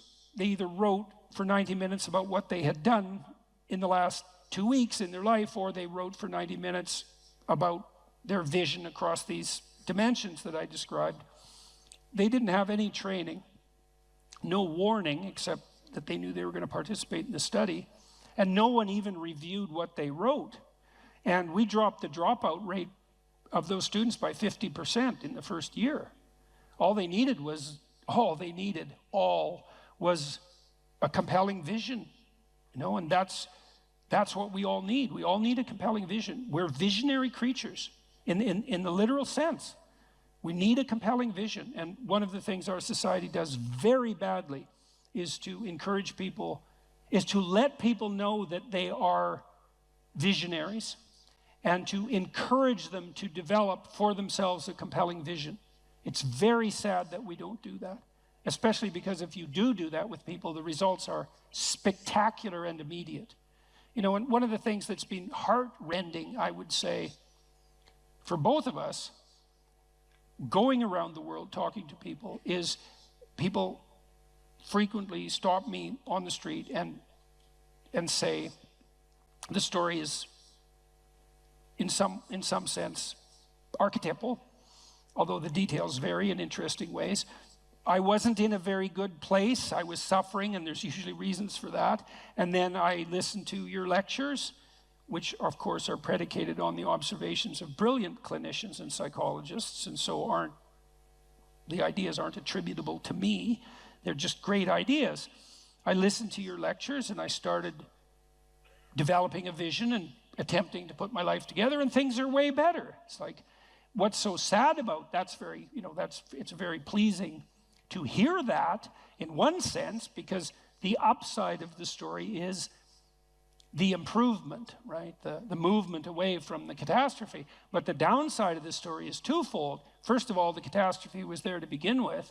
And second, it didn't take much encouragement to fix it, which brings the question right up to the forefront. Why the hell wasn't that encouragement there to begin with? Why are so many people dying on the vine for lack of an encouraging word? Because it's definitely the case. That pertains to the mental health of young people. And it's in no small part because we do everything we can to punish the spirit out of young people. We especially do that with boys. But we're pretty good at, you can't do that to boys without doing it to girls too in the final analysis, because we're basically stuck with each other. So develop a compelling vision, and one that you're the one who judges whether or not it's compelling. You want to formulate a vision such that you apprehend the vision, you think, oh my God, if I could have that, life would be worth living. Well, yeah, that's what you want. And you might find that you're actually not that hard to satisfy. That what would satisfy you, fill you with hope, stabilize you psychologically, is actually within your grasp. And certainly my experience on the clinical front was that was the case. One of the things I loved about being a clinician, I really loved this, was that generally my clients who were genuinely aiming up, because not all of them were, but most of them were, the ones who were genuinely aiming up made rapid progress. And it was extremely engaging and entertaining to work with them on that. You know, we'd set goals. I want to triple my salary in 3 years. That was fun. It's like, okay, that sounds like a war. How might you do that? And it was extraordinarily entertaining to plot that out, to strategize about it like it was a full-fledged war, you know, but a war for something positive, and a war that would benefit the person who won and also the people around them. And that's well within your grasp. There's any number of things that are right in front of you that you could radically improve with the right vision, and that would result in radical improvement, and not just for you, but for everybody around you. That's just right there in front of everyone. And it's particularly true if what's around you is pretty dismal, because if what's around you is pretty dismal, there's just no shortage of opportunity for improvement. Might be difficult, but man, there's lots of possibility sitting there as well. So aim up, get a vision, man, and pursue it. And the more of us that do that, the better things are going to be. And it would be better if they were better than if they were worse. And we're certainly trying to sort that out on the cultural front at the moment. It's like, let's aim up, eh? Because down is a very deep hole. And maybe we don't want to blunder into that again. What could you do to improve yourself? Well, let's step one step backwards. The first question might be, why should you even bother improving yourself? And I think the answer to that is something like, so you don't suffer any more stupidly than you have to. Accept responsibility for the catastrophe of your life. And that way you transcend it. And there's an unbelievably hopeful message in there. And the message is, you're actually strong enough to do that. You just don't know it. And you won't find out till you do it. You can't find out till you do it. But if you did it, you'd find out that it was true. Bargain with the future. Wow, that's just, what an idea that is. You know, it's so unlikely. It's a massive risk. It's the ultimate in risks, right? You have to be willing to lose your life in order to find it. What you're willing to forego today's pleasure for tomorrow's advantage. And that's what sacrifice is. And I would say, start where you can start. You know, if something announces itself to you as in need of repair, that you could repair, then hey, fix it. You fix 100 things like that, your life will be a lot different. If I wanted to spend 10 minutes making this room better, what would I have to do? And you have to ask yourself that, right? It's not a command, it's like a genuine question. And things will pop out in the room that you know, there's a stack of papers over there that's kind of bugging you, and you know that maybe a little order there would be a good thing. There's some rubbish behind your computer monitor that you haven't attended to for like 6 months, and the room would be slightly better if it was a little less dusty and the cables weren't all tangled up the same way. And if you allow yourself just to consider the expanse in which you exist at that moment, there'll be all sorts of things that'll pop out in it that you could just fix. So life is brutal, and what you have to set against that is possibility. So I would say if you're 16 and your life isn't so happy, it's like, look around and see if there are opportunities that people are granting you, even imperfect opportunities, because they're going to be imperfect, that you could exploit in the proper way and learn and grow. But the fundamental lesson, the more fundamental lesson that's underneath that is, don't let what you are stop you from being what you could be. So imagine that there's you and there's the potential inside you, whatever that is. You know? And potential is an interesting idea because it represents something that isn't yet real, yet we act like it's real. And that potential is partly what you could be if you interacted with the world in a manner that would gain you the most information. You take yourself and you put yourself in a new environment. New genes turn on in your nervous system. They encode for new proteins. And so you're full of biological potential that won't be realized unless you move yourself around in the world into different challenging circumstances, and that'll turn on different circuits. You know, I often tell people too, fix the things you repeat every day, because people tend to think of those as trivial. You get up, you brush your teeth, you have your breakfast, you know, you have your routines that you go through every day. Well, those probably constitute 50% of your life. And people think, well, they're mundane, I don't need to pay attention to them. It's like, no, that's exactly wrong. The things you do every day, those are the most important things you do. Hands down. All you have to do is do the arithmetic. you figure it out right away. So 100 adjustments to your broader domain of being, and there's a lot less rubbish around and a lot fewer traps for you to step into. Once you've got your mind and your emotions together, and once you're acting that out, then you can extend what you're willing to consider yourself and start fixing up the things that are part of your broader extent. While you're experiencing things announce themselves as in need of repair, doesn't mean that it's you right then and there that should repair them. You have to have some humility. You don't walk up to a helicopter that isn't working and just start tinkering away with it. You have to stay within your domain of competence. But most of the time, if people look at their lives, it's a very interesting thing to do. I like the idea of the room, because you can do that at the drop of a hat. You know, go back to where you live and sit down and think, okay, I'm going to make this place better for half an hour. What should I do?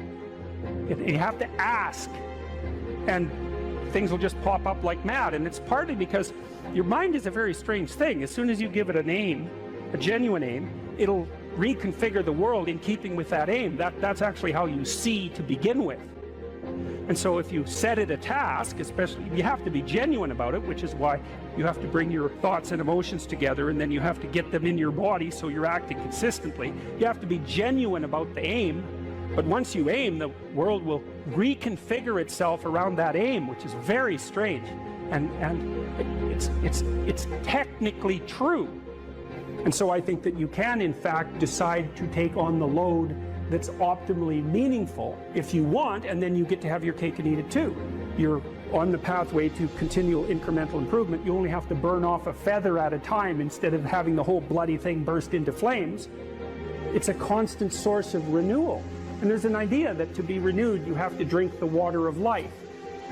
That's an old mythological idea.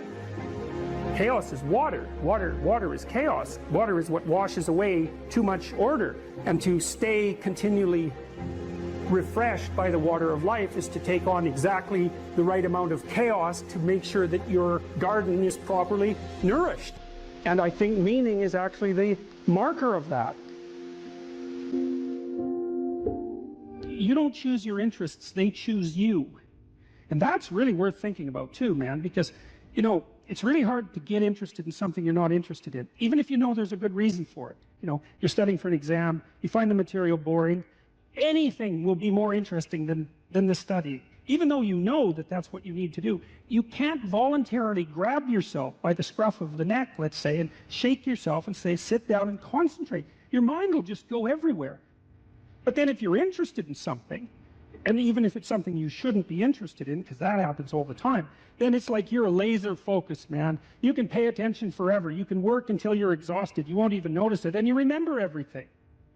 It's like, okay, if you can't control your interest, what does?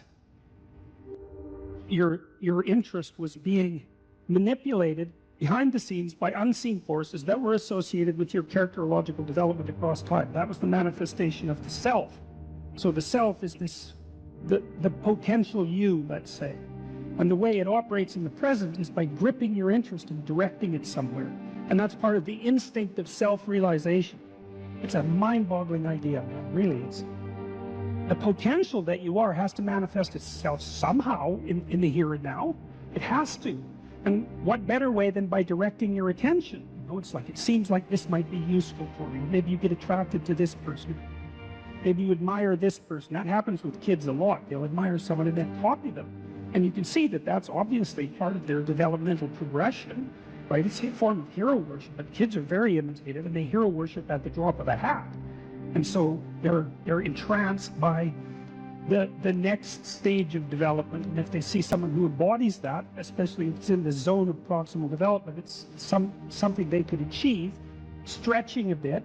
They find someone who embodies that next stage of development, and then they start to imitate them and act like them. Well, adults are no different. We're no different. We do it at a perhaps more abstract and sophisticated level.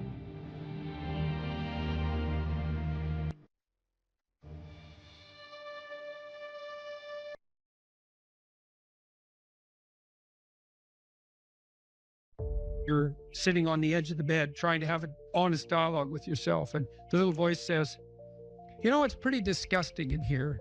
And you think, well, I'm way above such trivial niceties as organizing my room. It's like, well, that's pride. That's arrogance.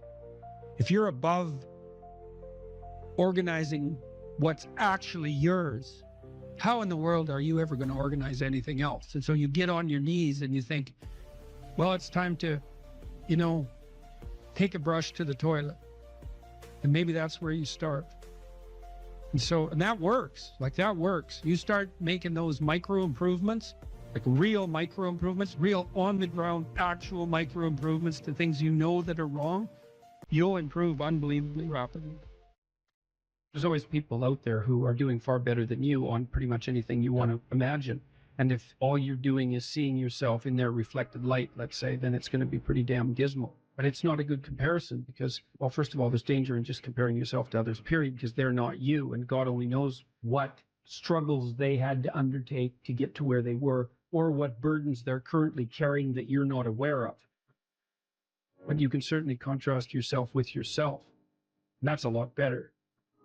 It is the only way. Well, it's also the only way of really measuring anything approximating proper improvement. You can actually tell when you're a little better than you were yesterday. Right. And you can actually do that. That's another thing that's so interesting about it, is that you can actually make yourself a little better in some way, pretty much. Well, I don't know if it's at every moment, but you can certainly do it every day.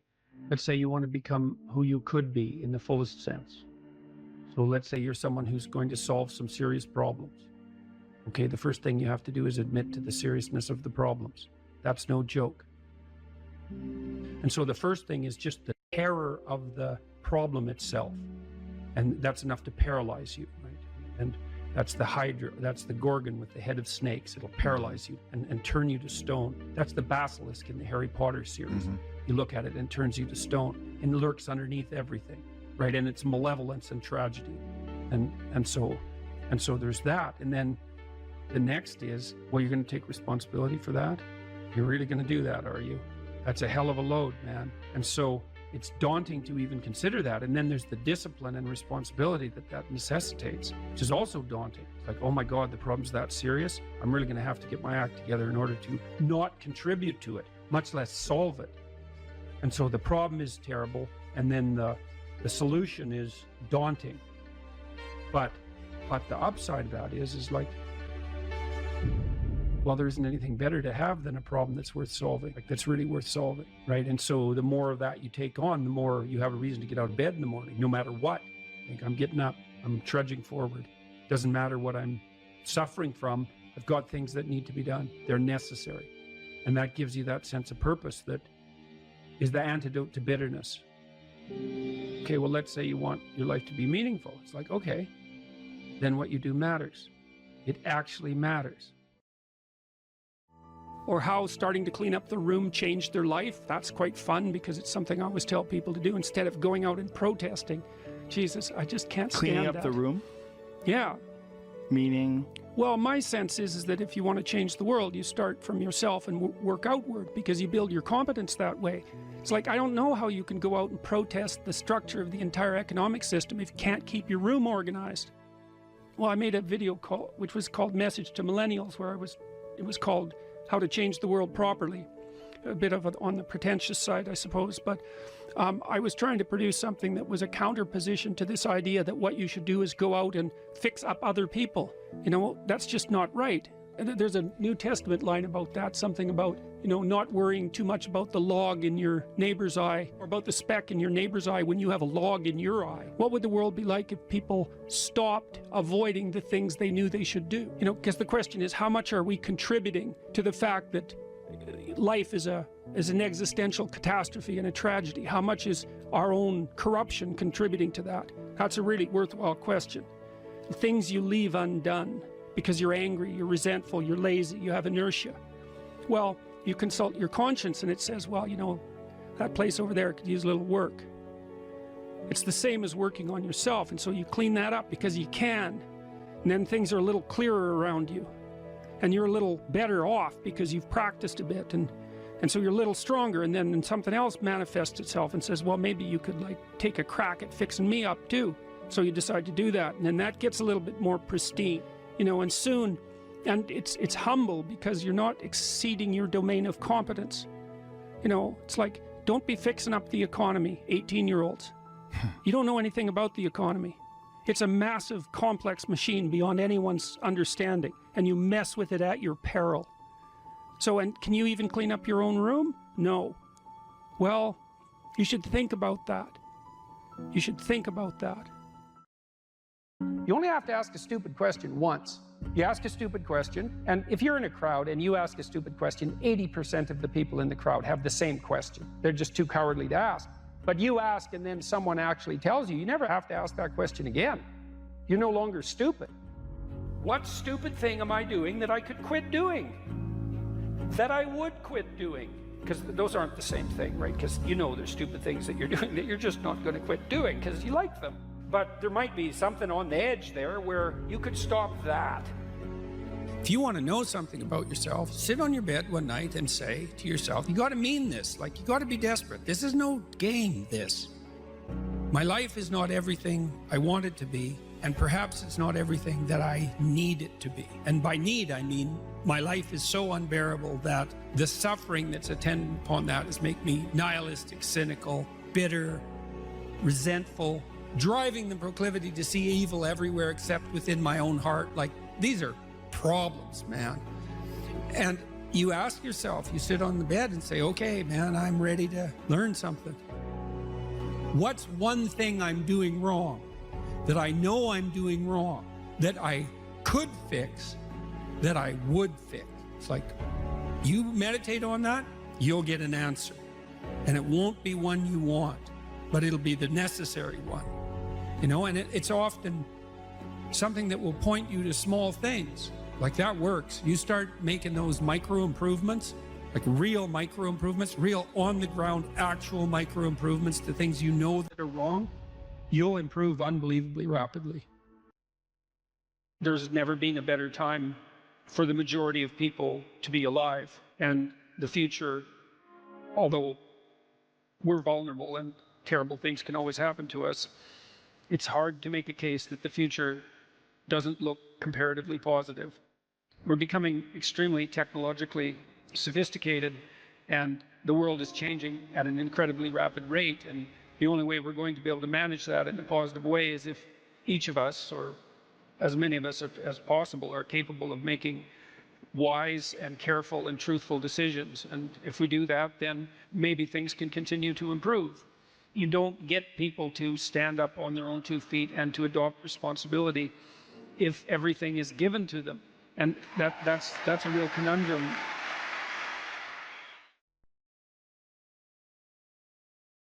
Put yourself together. And then maybe if you put yourself together, you know how to do that. You know what's wrong with you, if you'll admit it. You know there's a few things you could, like, polish up a little bit, that you might even be able to manage in your insufficient present condition.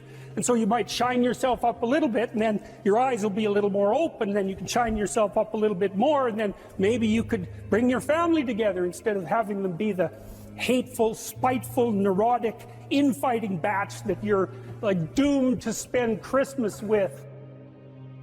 So then you fix yourself up a little bit, and then you got to figure out, well, can you figure out how to make peace with your idiot brother? And probably not, because he's just as dumb as you, so how the hell are you going to manage that?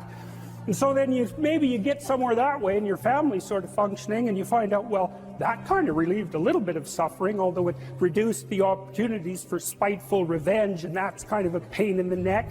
And so then you get your family together a little bit, and you're a little clued in then, at least a bit, because you've done something difficult that's actually difficult. You're a little wiser, and so then maybe you could put a tentative finger out beyond the family and try to change some little thing without wrecking it. So, and that's the other message of the West. It's like, how do you overcome the suffering of life? And I'm not saying it's only the message of the West. How do you overcome the suffering of life? Is be a better person. That's how you do it. Well, that's hard. It takes responsibility.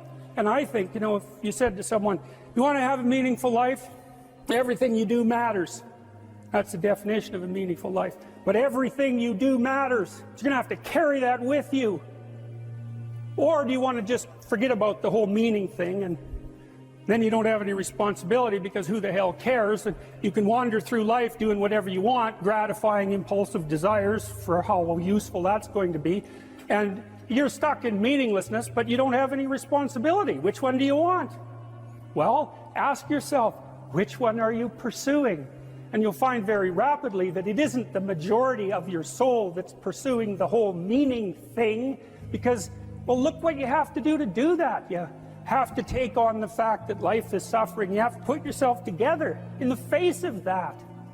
Well, that's hard. Christ, it's amazing people can even do it. I'm stunned every day when I go outside and it isn't a riot with everything burning. There's all these ruined people out there. They've got problems like you can't believe. Off they go to work and do things they don't even like, and look, the lights are on. It's a miracle, and we're so ungrateful. College students, the postmodern types, they're so ungrateful. You know, they don't know that they're surrounded by just a bloody miracle. It's a miracle that all this stuff works, that all you crazy chimpanzees that don't know each other can sit in the same room for 2 hours sweltering away without tearing each other apart, because that's what chimps do. Anyways, so I got to the bottom of some things, at least as far as I can tell, so I told you what the bottom is, and then I got this idea about what you might do about it, which isn't my idea. It's an old idea. It's far older than Christianity. It's old. It's the oldest story of mankind. Get yourself together. Transcend your suffering. See if you can be some kind of hero. Make the suffering in the world less. Well, that's the way forward, as far as I can tell, if there is any way forward. Live without it. Assuming you want to get better, there's usually something you can figure out that would constitute a step towards some sort of concrete goal. And my presumption, it's a behavioral presumption fundamentally, is that small accruing gains that repeat are unbelievably powerful. You can tyrannize yourself into doing things, but I wouldn't recommend it. What I would recommend instead is that you ask yourself what you're willing to do. It's a really effective technique. It's like a meditative technique. So, for example, you can get up in the morning and you can think, well, you know, I'd like to have a good day today, so I'd like to go to bed tonight without feeling guilty because I, didn't do some things I said I was going to do, and I'd like to have kind of an interesting day. So you've got to fulfill my responsibilities, and I want to, enjoy the day. Then you can ask yourself, well, what would I have to do in order for that to happen that I would do? And the probability, if you practice this for 3 or 4 days, is your brain will just tell you. It'll say, well, there's that piece of homework that you haven't done for like 3 weeks. You should knock that sucker off because it would only take you 10 minutes and you've been avoiding it and torturing yourself to death for 72 hours straight. And say, well, let's figure out what your aims are. You've got to have some aims, whatever they are. And they might say, well, I'm so depressed I don't have any aims. And then I say, well, pick the least objectionable of the aims and act it out for a while and see what happens. Because sometimes your emotional systems are so fouled up that you have to pretend. You have to act the thing out before you can start to believe it. Life can be meaningful enough to justify its suffering. I thought, God, that's such a good idea. Because it's not optimistic exactly. Some people will tell you, well, you can be happy. It's like, those people are idiots. I'm telling you, they're idiots. There's going to be things that come along that flatten you so hard you won't believe it. And you're not happy then. And so if life is to be happy, well, in those situations, what are you doing? Why even live? But life isn't to be happy. If you're happy, you're bloody fortunate, and you should enjoy it. You should, because it's the grace of God, so to speak. People know when they're doing something meaningful. They can tell, so why the hell don't they do meaningful things all the time? It seems obvious. You could do it. I mean, it's hard, because other people want you to do other things, and it's a struggle, but everything's a struggle. Oh, I get it. I see why. It took me about 10 years to figure this out. People have a choice. Choice number 1. Nothing you do means anything. Well, that's kind of a drag, right? It's the meaninglessness of life and all that existential angst. That's kind of a pain. But the upside of nothing that you do is meaningful is you don't have to do anything. You've got no responsibility. Now, you have to suffer because things are meaningless, but that's a small price to pay.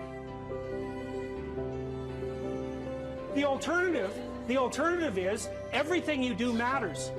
Really. If you make a mistake, it's a real mistake.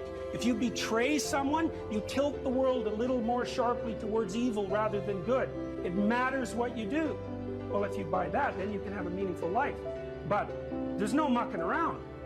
It means responsibility. It means that the decisions you make are important. It means that when you do something wrong, it's wrong. Well, do you want that?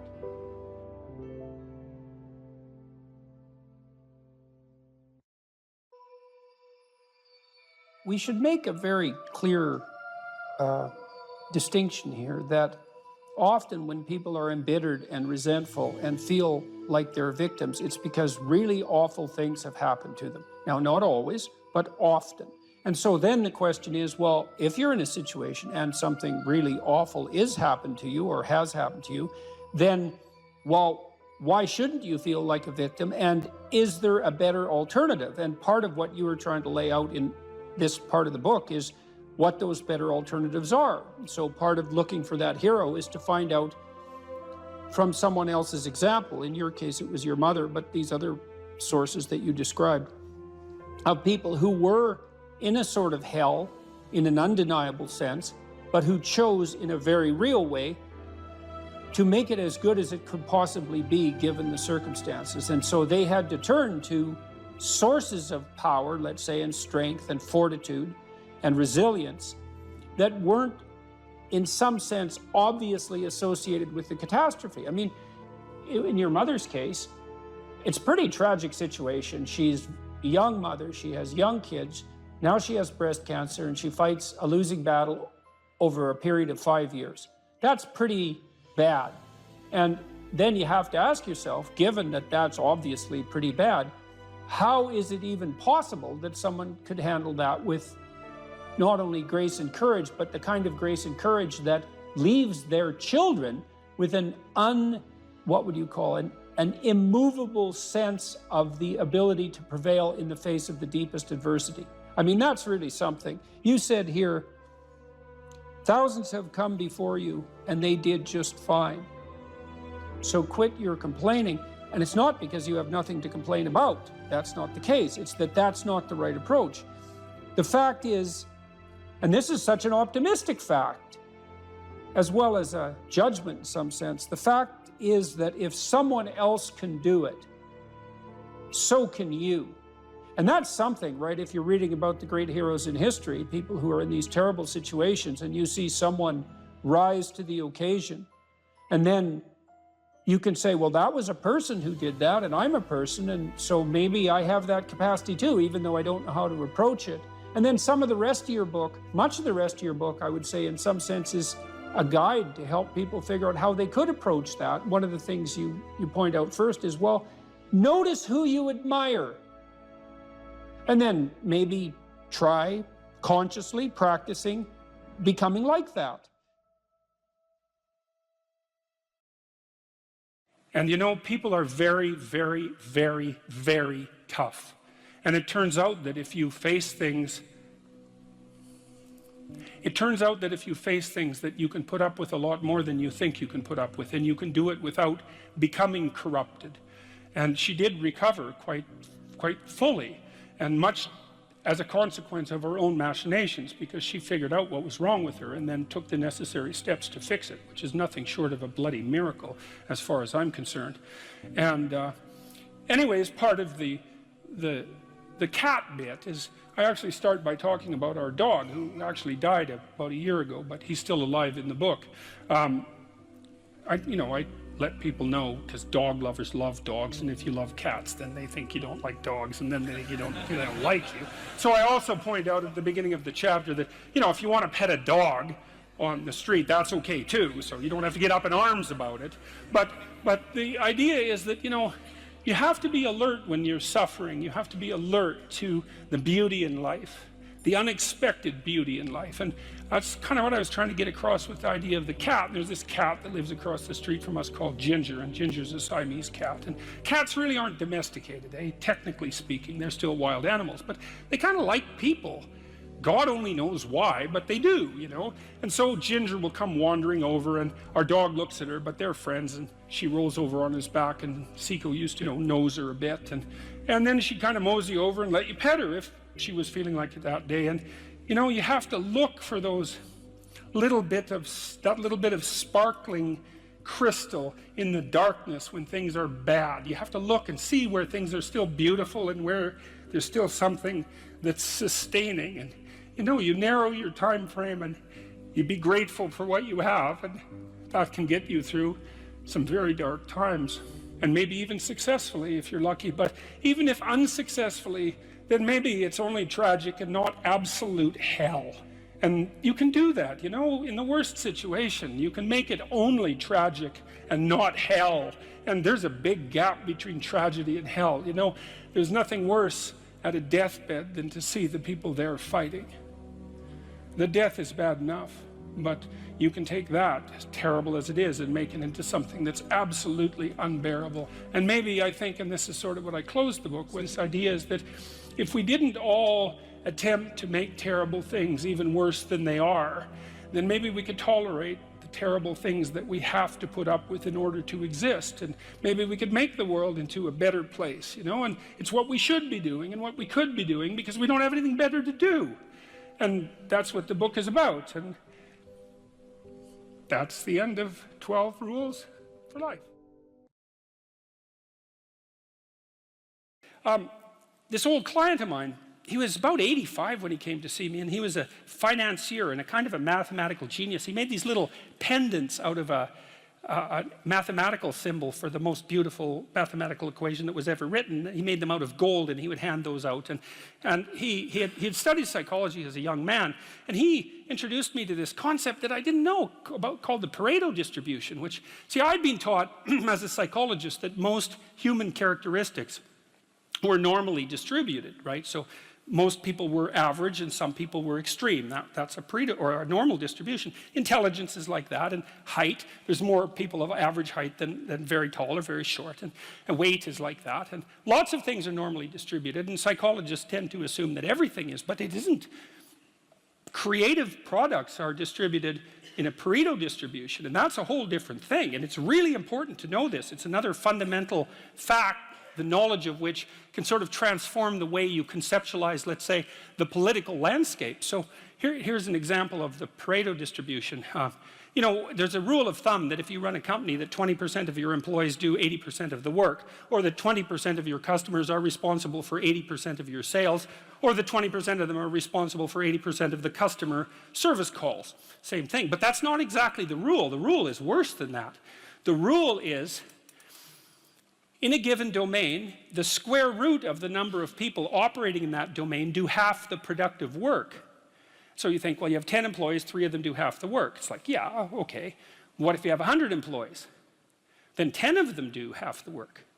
What if you have 1,000 employees? Well, then it's 30. And if it's 10,000 employees, then it's 100. And this actually turns out to be a rather ironclad rule.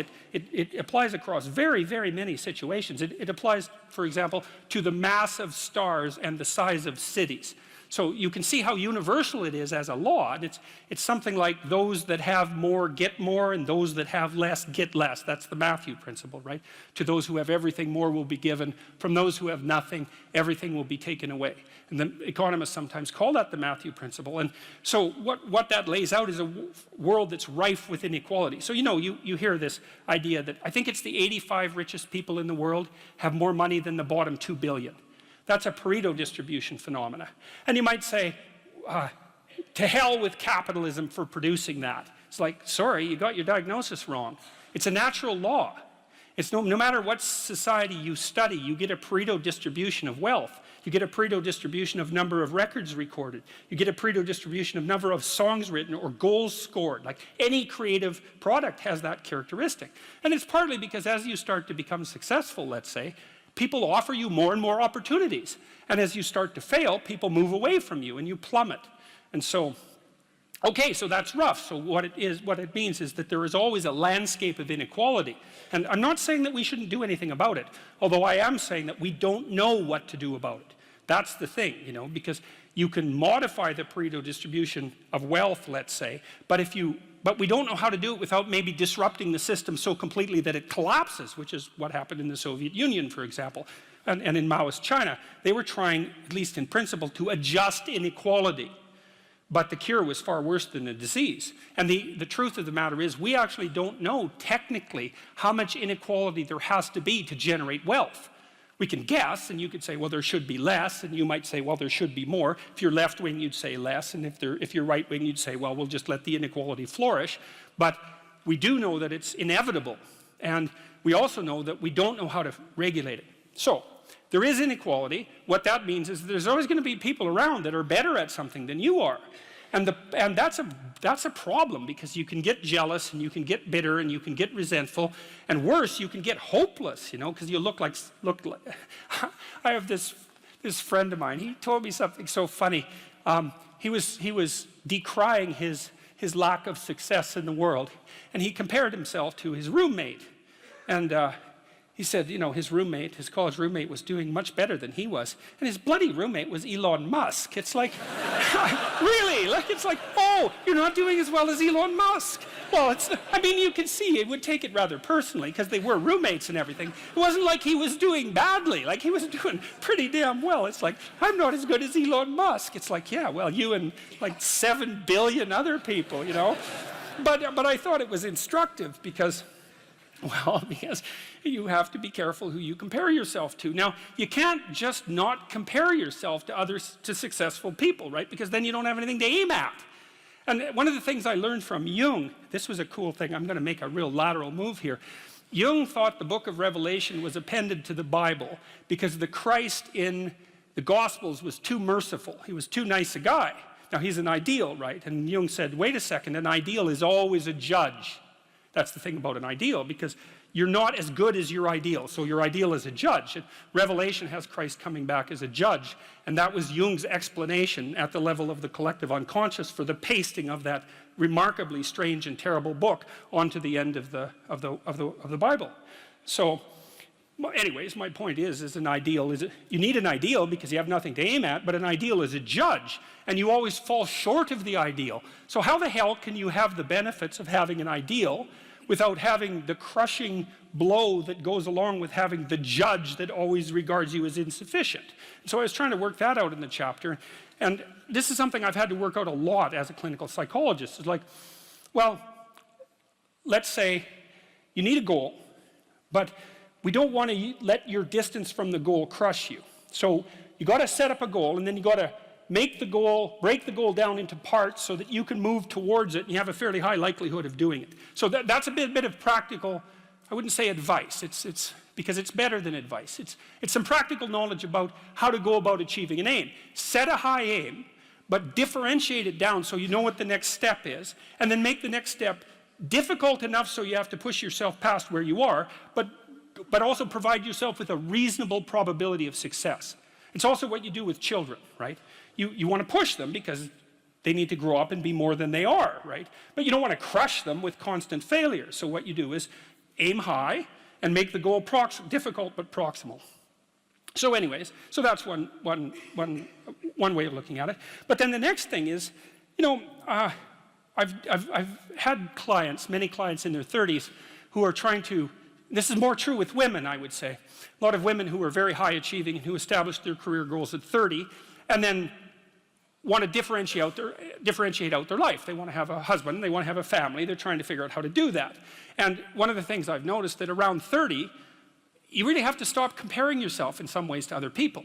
And the reason for that is that the particularities of your life are so idiosyncratic that there isn't anyone really all that much like you, you know, because the details of your life happen to matter.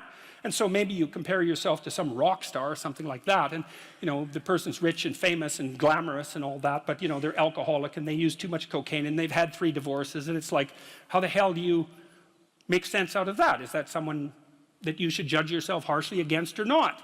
The answer is you don't know, because you don't know all the details of their lives. And who do you know that you can compare yourself to? That's easy. You.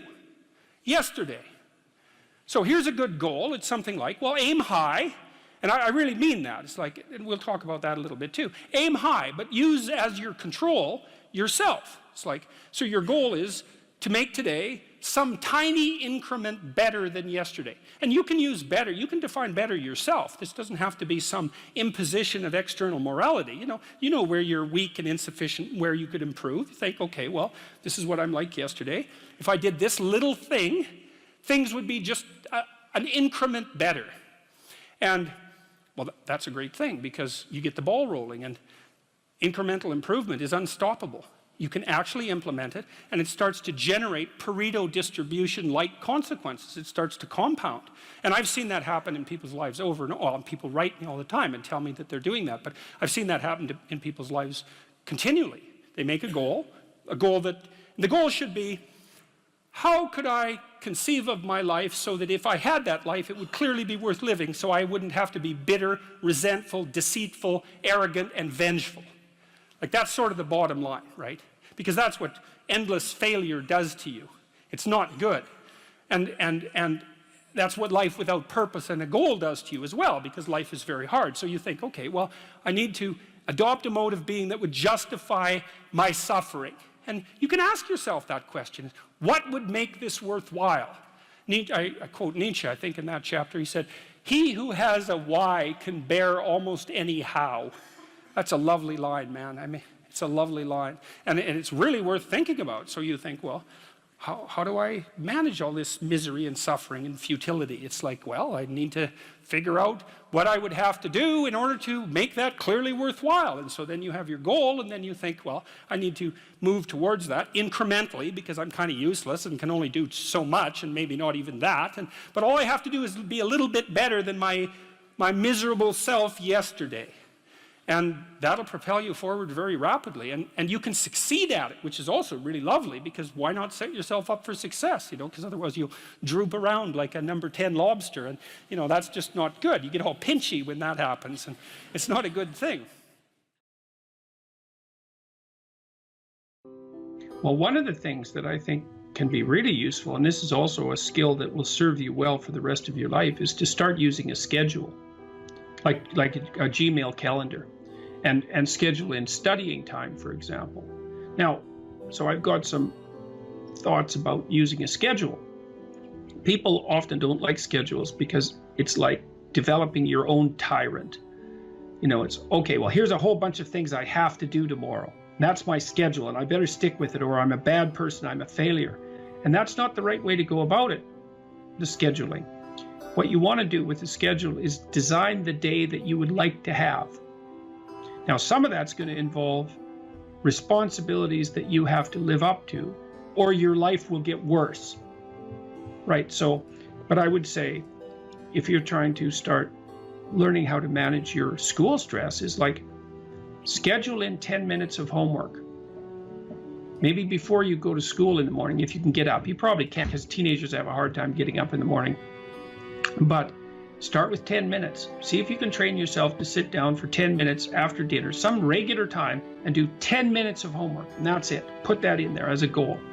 And then maybe if you've done your 10 minutes of homework, you can schedule in, I don't know, 15 minutes of playing a video game if you want, some sort of reward. But start figuring out how to organize your day so that you get to do the things that you want to do, and you do some of the things that you have to do in a manner that you think you could actually do, in a manner that would be sustainable across time. And that, like, the part of your brain that makes you anxious is really unhappy if you don't have a plan. And so one of the fastest ways to start to deal with too much negative emotion, too much stress-related negative emotion, is to make a plan and to make it concrete. And so I would say, and a schedule is an unbelievably useful way of doing that. And you think, in my mind, well, in your mind, well, why am I filling out this calendar for the week? Well, so I know what I'm doing, so that I'm not anxious, so that I'm doing things I want to do, so I have something to look forward to, and so that I'm doing things that I have to do, so that my life doesn't go spiral downhill and might make me more miserable and resentful and bitter. And so you can start to use a schedule as your friend, and like, that'll take a year of practice to get good at. So if it doesn't work well in the first week, don't give up. Just keep doing it until you get yourself disciplined and are able to stick more and more to your plans. And that will help you so much in your life, you just can't believe it. So what you want to do is chop up that overwhelming infinity into a set of manageable tasks. Mm-hmm. And you want to think, well, you know, some of those tasks might be like, well, maybe you could put some order into your room. You know, or maybe you could make your room a little bit more beautiful, or maybe you could think of one thing around the house that you could do that would actually be helpful. And you're doing that to improve your life. That's the point. You're not doing it because someone's shaking a stick at you and telling you that this is what you have to do if you're going to be a good person. That's not the point. And you also, with your schedule, you think, well, I'm going to design this schedule for someone I like. And that person that I'm designing the schedule for that I like is going to be me. And so it isn't the schedule of a slave master to a slave. It's a negotiated schedule that you arrange with yourself so that you can have a decent life. But it's a very powerful tool to have a calendar at your disposal. And if you can learn to use that young, just put a few things in it. Put in your classes, put in a few assignments, put in some things that you might want to do. Just start stupidly and badly, and you'll get good at it and assume you'll get good at it over about a year, and that'll change your life. Like if you learn to listen to people, if you decide that you're not going to say things that you know to be untrue, and if you learn how to schedule your time, your life will change for the better so much that you won't believe it, and that will keep happening more and more and more and more as you get older. So it's a great thing to start practicing if you could start practicing that when you're a teenager, and you get that under control by the time you're 18, you'll be absolutely deadly. You'll be so far ahead of other people who don't do any of that you won't believe it, and that'll just continue to accrue benefits as a consequence. Well, the thing is that, or one of the things is that, you are going to be putting up with other people's problems and troubles for the rest of your life. And what you want to do is live your life in a manner that makes all of that tolerable. And so I would say, with the scheduling and with the attempt to speak honestly, and with the development of goals that are valuable to you, you're going to be occupied enough with your own life and see enough of the quality of that life so that you'll be able to tolerate a fair bit of noise and stress coming at you from other directions. And I would also say that the more that you put yourself together in the manner that we've already discussed, the better other people will treat you, and the less unnecessary suffering and distress that you're going to encounter. And I would say, and I'll close with this, I would say to your viewers, don't underestimate the utility of getting your act together. Another thing you can do is, and this is like deciding that you're going to stop saying things that you know not to be true. The other thing is, you could decide to stop doing things that you notice make you weak. And it's a game that you're playing with yourself. It's like you're out with your friends, you do something maybe because you think it'll make you popular, and you notice that makes you feel kind of subordinate and weak, and think, aha, I shouldn't do that again. I don't know exactly what it is that I did wrong, but it made me feel weak. It made me feel like I was coming apart at the seams. It's not the thing I should repeat. So you try to do things that make you stronger. You try to say things that make your speech more true and accurate. You try to aim at things that you think are worth attaining, and you get yourself disciplined and in order, and that will do. There's nothing else you can do in your life that will be of more benefit to you and to other people simultaneously. And if you could start that when you're a kid, man, I tell you, you'll be so far ahead. You'll be so far ahead by the time you're 18 or 19 that it'll be like you're in a different universe.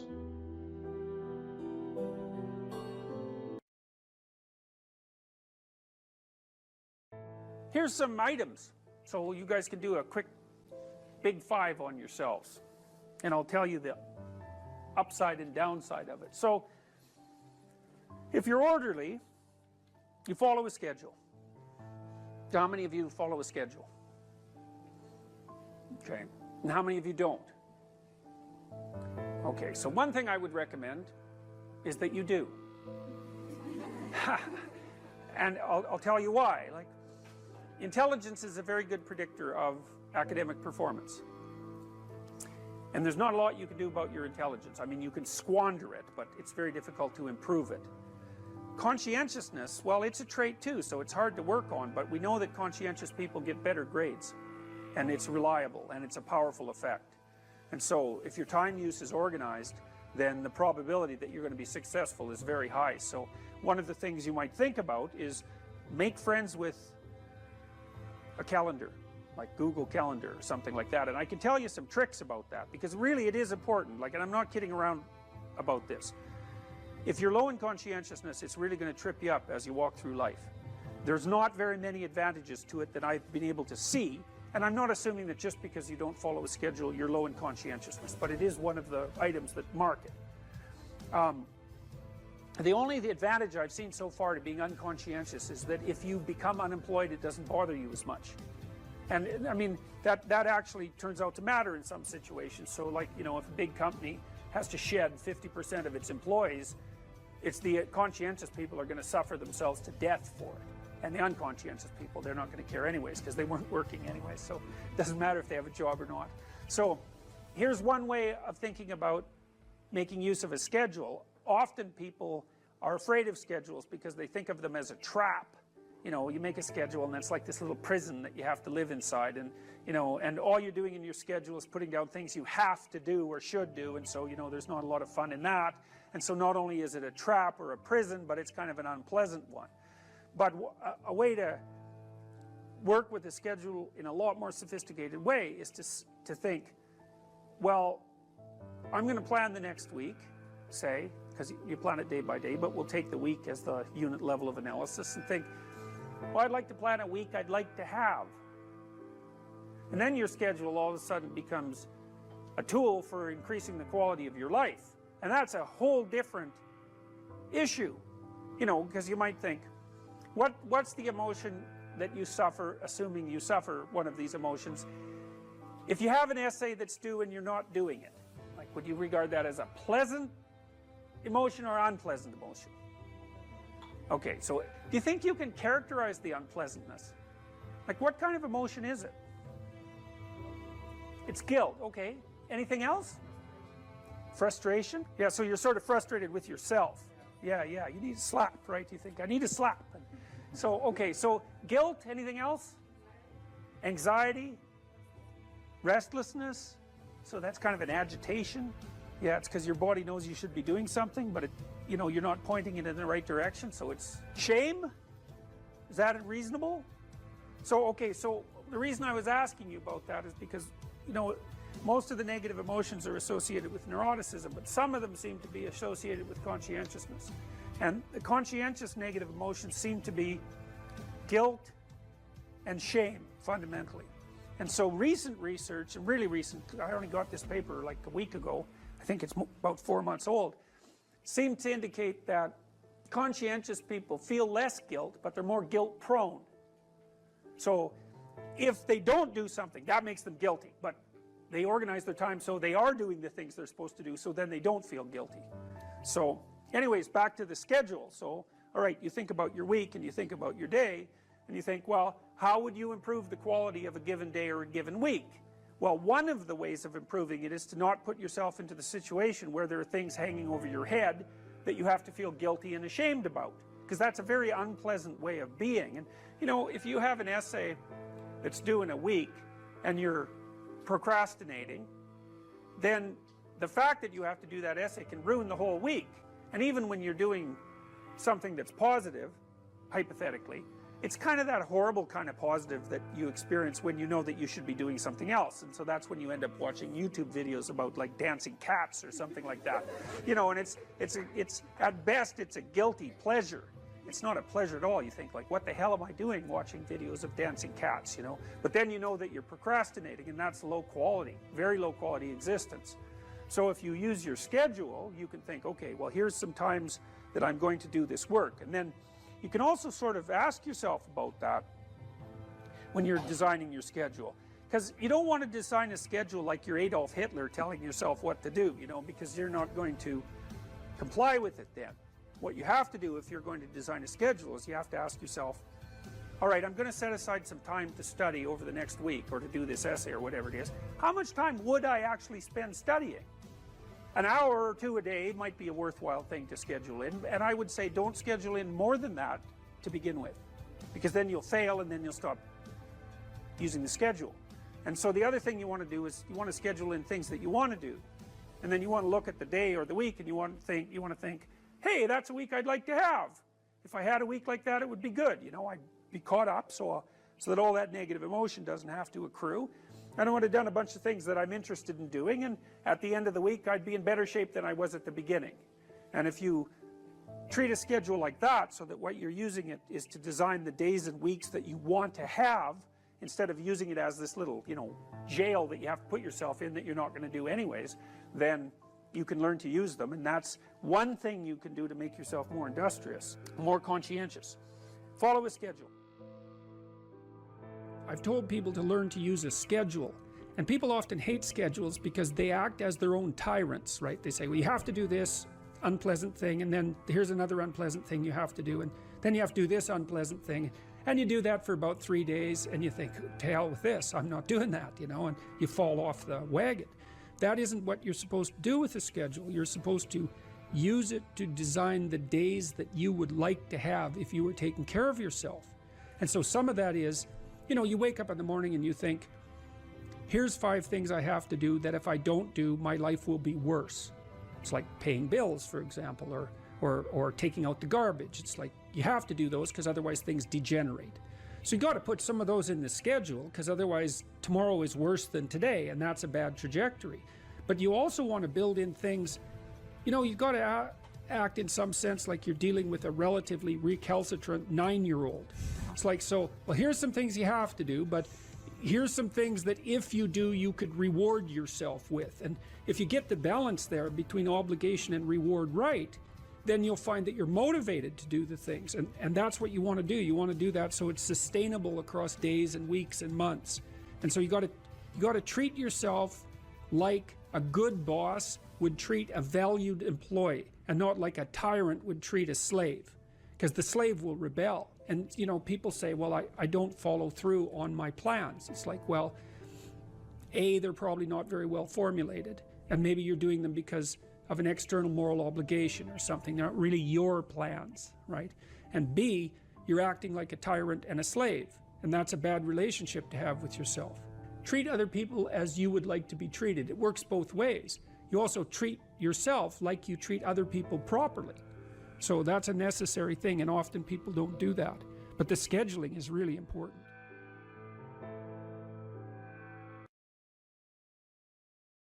And it's also very much worth thinking about with regards to setting up your life in general. It's like, if you concentrate solely on your career, you can get a long way in your career. And I would say that that's a strategy that a minority of men preferentially do. That's all they do. They work like 70, 80 hours a week. They go flat out on their career. They're staking everything on the small probability of exceptional status in a narrow domain.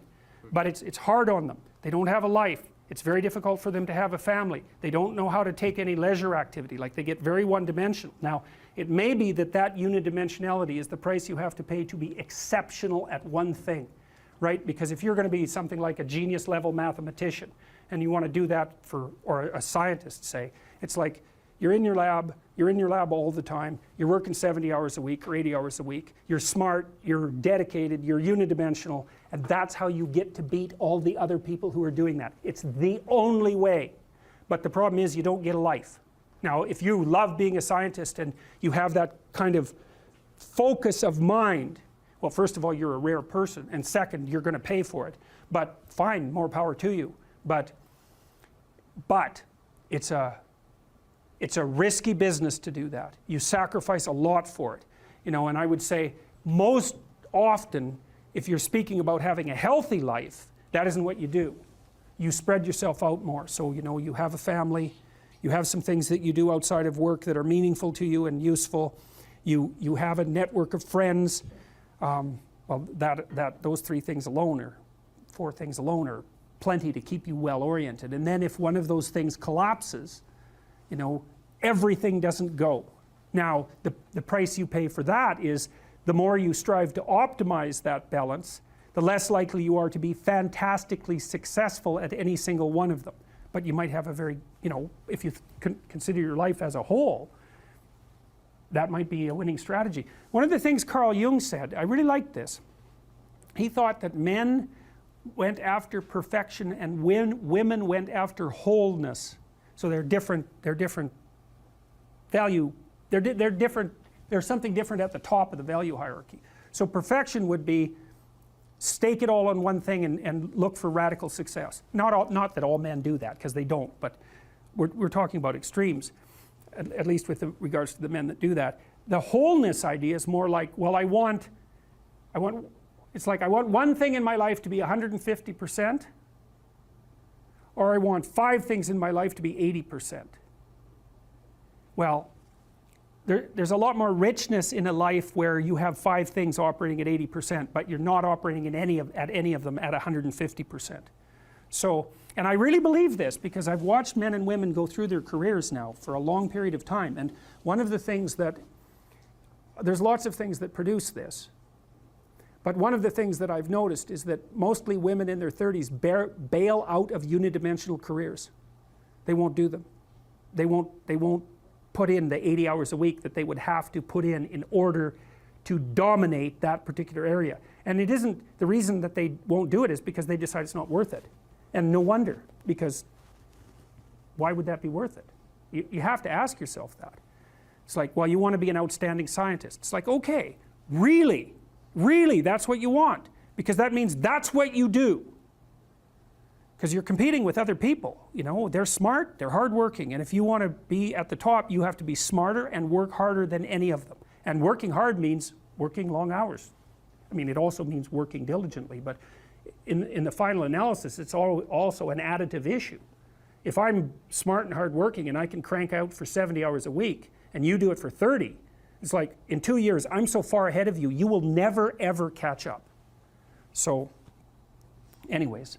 And I think partly, maybe part of the reason too that women are oriented that way more than men, I think there's 2 reasons. One is socioeconomic status does not make women more attractive on the mating market, but it does make men more attractive. And the second is women's time frame is compressed, right? Because guys can always say, well, I'll have kids later, and they can say that till they're like 80. Whereas women, it's like, no way, man, you got to get it together by the time you're, let's say 40, but really probably by 35, but definitely by 40, because otherwise it ain't happening. And that's bloody dreadful. Like, the most unhappy people you ever see, no. No. One of the common routes to extreme unhappiness is to want children and not have them. I wouldn't recommend that. You know, you see couples who are in their 30s. 1 couple in 3 over the age of 30 has fertility problems. That's defined as inability to conceive after 1 year of trying. 1 in 3. So it's worth thinking about, because people are very, very unhappy if they want to have kids and then they can't. Man, you're in the medical mill for 10 years if that's what happens to you.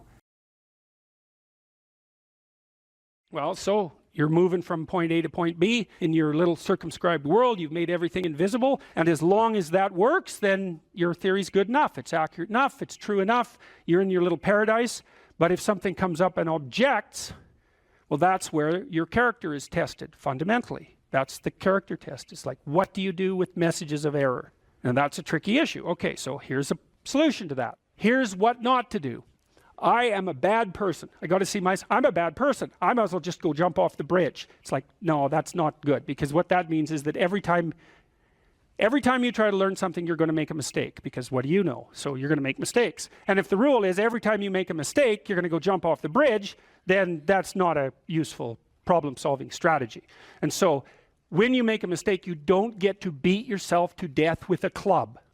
It's a bad strategy, and you'll have your internal tyrant in there who's perfectly happy about doing that. That's the, you know, overactive superego that Freud talked about. Maybe it came to you via a parent who was too authoritarian, or a grandparent, or maybe it's just you because you're disagreeable and neurotic, and so you'll take or hyper-conscientious, you'll take yourself apart. Well, you've got a problem. Something has objected to you. Then the question is, well, what does that mean? Well, maybe you're not looking at the world right. Maybe your goals are wrong. Maybe you're not acting properly. It's okay. So the question that arises when an obstacle emerges is, which part of this structure needs attention? And the first answer can't be all of it, which is why when you're arguing with someone in an intimate relationship and you're angry at them and you want to win, which is a big mistake, you want to win, you say, well, this is what you're like. Here's another 10 examples of how you've done that in the past, and I can enumerate more of them if you'd like. And so that's actually what you're like, and I've tried fixing you and it didn't work, and so it looks like you're going to be like that up into the future, and you're basically saying to them, well, you're a bad person, and the only thing they can do is either collapse or punch you. And punching you is actually better than collapsing. You know what I mean? It's such a counterproductive way of arguing. You don't leave the person any out. And so maybe, well, they're civilized, so it doesn't get physical. Well, maybe that's good and maybe it isn't. But then they end up either really not happy with you in a way that they will manifest the first possible opportunity they get, or they have to go off in the corner and cringe. It's like, great, you won. It's like now your partner's either hates you or is cringing. It's great. That's a real good victory, man. Rack up about 100 victories like that and you'll be in divorce court and spending $250,000 while being miserable about it. Yeah. So anyway, so something objects to you and you think, okay, well, I need to take myself apart, right? Because there's a piece that's broken somewhere. And then you might think, well, let's assume it's a little piece to begin with. That's the right mechanism. It's like, okay, you got a C-. That doesn't prove that you're stupid. Now, it implies that you might be stupid, but it doesn't, right, really, it does, and that's why you don't want to look at it. Maybe it implies that you're lazy, or implies that you're ignorant, or like it implies all sorts of terrible. It might imply that you're a bad person even. But you don't want to leap to that, and that's sort of the proclamation of innocence before guilt. Assume that you're the least amount of reprehensible and ignorant possible. And so then you look at the micro routines. It's okay, well, I got a C- in this course. Maybe I should study for that course 15 minutes more a day for the next 3 months. And then you ask yourself, do you think you could do that? No, I'm too useless. Okay, how about 15 minutes every second day? You think you could do that? You put it in your schedule, like 15 minutes every second day in the morning. And that's, well, you think, well, what's wrong with me? Well, I'm not very good at managing my study schedule. That's not quite down here at the behavioral level, but it's pretty close, because what you can take an action. You can open up your schedule and you can say, well, I'll mark 15 minutes aside. Then you can practice doing that. It's pretty low level in the hierarchy. It means, well, you're still not a horrible person. You just got to polish up your work ethic. And so what you want to do is it's like the old adage, you got to stand up for yourself, but you don't want to make unnecessary enemies. That's a really good thing to know. It's like, shut the hell up most of the time, but now and then you don't shut up because it's time to say something. You don't want to make unnecessary enemies, though. Well, you don't want to take yourself apart any more than is absolutely necessary. Start little, and you do that with people around you too. Like if you have a child, and the child does something that isn't right, then you think, okay, minimal necessary intervention. What can we do to decrease the probability that that's going to occur in the future? That's a good thing to know with children. It's also a good thing to know with your partners. You're having an argument with them. It's like, okay, what the hell do you want? What's the minimum thing you can request from them that would satisfy you? And the evil part of your soul is going to be, I want them cringing in a corner. It's like, yeah, get that stuff under control, man. See if you can figure out what that person could offer you that would be minimal that you would accept. And then tell them that. It's like, here's the words I would like you to say in the apology I would like you to formulate, assuming that you think you did something wrong. We have to argue about that because maybe you didn't. But if you did, I want to specify it precisely and narrowly, and I want to give you an escape route. And you might only be able to do it badly because you're still mad. So you apologize half-heartedly. It's like you get a pat on the head for that. Good. Next time it'll be 51%, not half-heartedly. Right? So it's careful training. It's careful training of yourself and other people with the goal in mind, but also with the least amount of harshness possible. And then the other thing to do as well, and this is also true for you, and this is something I learned from studying the behaviorists, is like watch the people around you like a hawk. Whenever they do something that you think is good, you tell them. That's wisdom, man. You'll get so far with that you cannot bloody well believe it, because most people, they're afraid of any number of things, but one of the things they're really afraid of is that now and then they'll creep out of their cynical shell and try to do something good. It's like they're popping out this thing that's unbelievably vulnerable. They'll try to do something good and creep right back into their persona, and they'll look around and see if anyone noticed. And sometimes they'll get punished for it, and then they won't do it again. So don't do that. But then now and then you think, hey, I saw you do this. That was actually pretty good. And they think, oh, wow, someone noticed. It's like, wow. And then they'll think, yeah, I could do that again. And if you want to live with someone for a long period of time, I would say every time they do something that you would like them to do more of, number one, notice. Number two, tell them, right? Because I know you don't want to, because you really want to dominate them. and you don't want them thriving, because then they'd be competition to you, and you wouldn't be able to go complain to your mother about what a miserable partner you have, and you know how delightful that is. So you have to forego all that pleasure if you actually helped your person develop. So you got to get over all that. It's really annoying. So you know, you've got this person pegged as, yeah, you're stuck with them, and you know, maybe it's the best you can do, but you got one eye open. And then every time they do something good, you don't want to notice, because if that elevated them a little bit, you wouldn't be able to feel so resentful and miserable and keep your eye open for the next possible affair. And that is what people are like. That is what people are like, and that's what you're like too. That's what people are like. So you got to decide if that's what you want, or you want to help the person that you're with grow. You know, now it's dangerous because they might outshine you. Well, good. Then you have someone to compare yourself to. That'd be a good deal. It's really rough with kids, you know, because parents will stop their children from succeeding beyond them.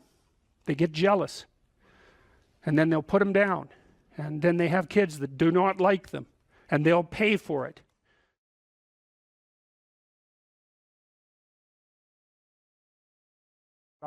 I wouldn't consider myself either naive or particularly optimistic person. I don't think I'm either of those.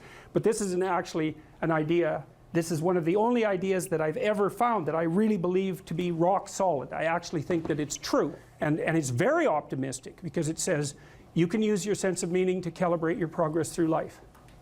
But there's rules. You have to aim at the highest possible good that you can conceive. Now, and that's subject to update, because what the hell do you know? But you start by aiming at the star you can see rather than the dimmer one that you can't yet perceive. And then you decide that you're going to do that honestly, right? That's a big decision. So the first decision, I think, in some sense, is a decision of love. You're going to decide that being is worthwhile and that you're going to work for its betterment.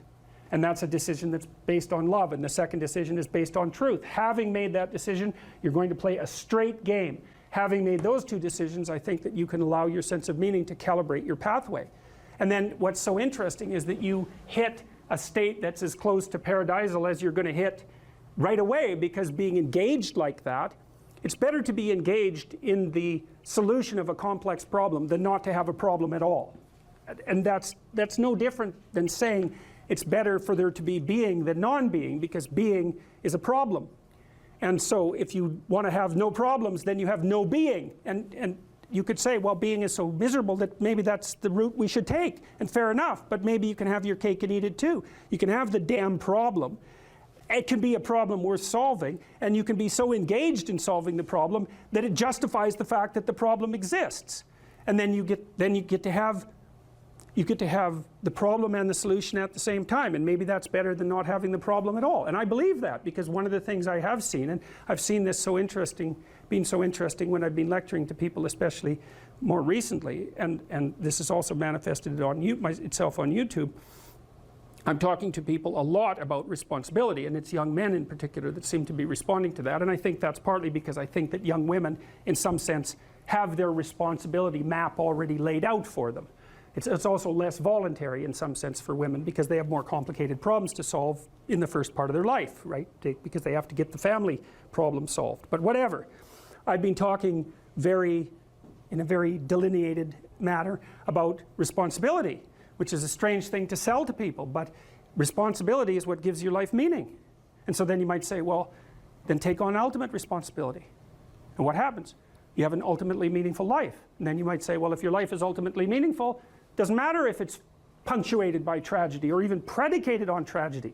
It's worth it. And I think that's true. And everything I've seen indicates to me that's true. Every time I get my clients to take on more responsibility, you know, and it isn't an injunction. You're a bad person, you should take on responsibility. It has nothing to do with that. You can define the damn responsibility. It isn't something that someone else should impose on you. It's not a matter of doing what you should do in some abstract manner.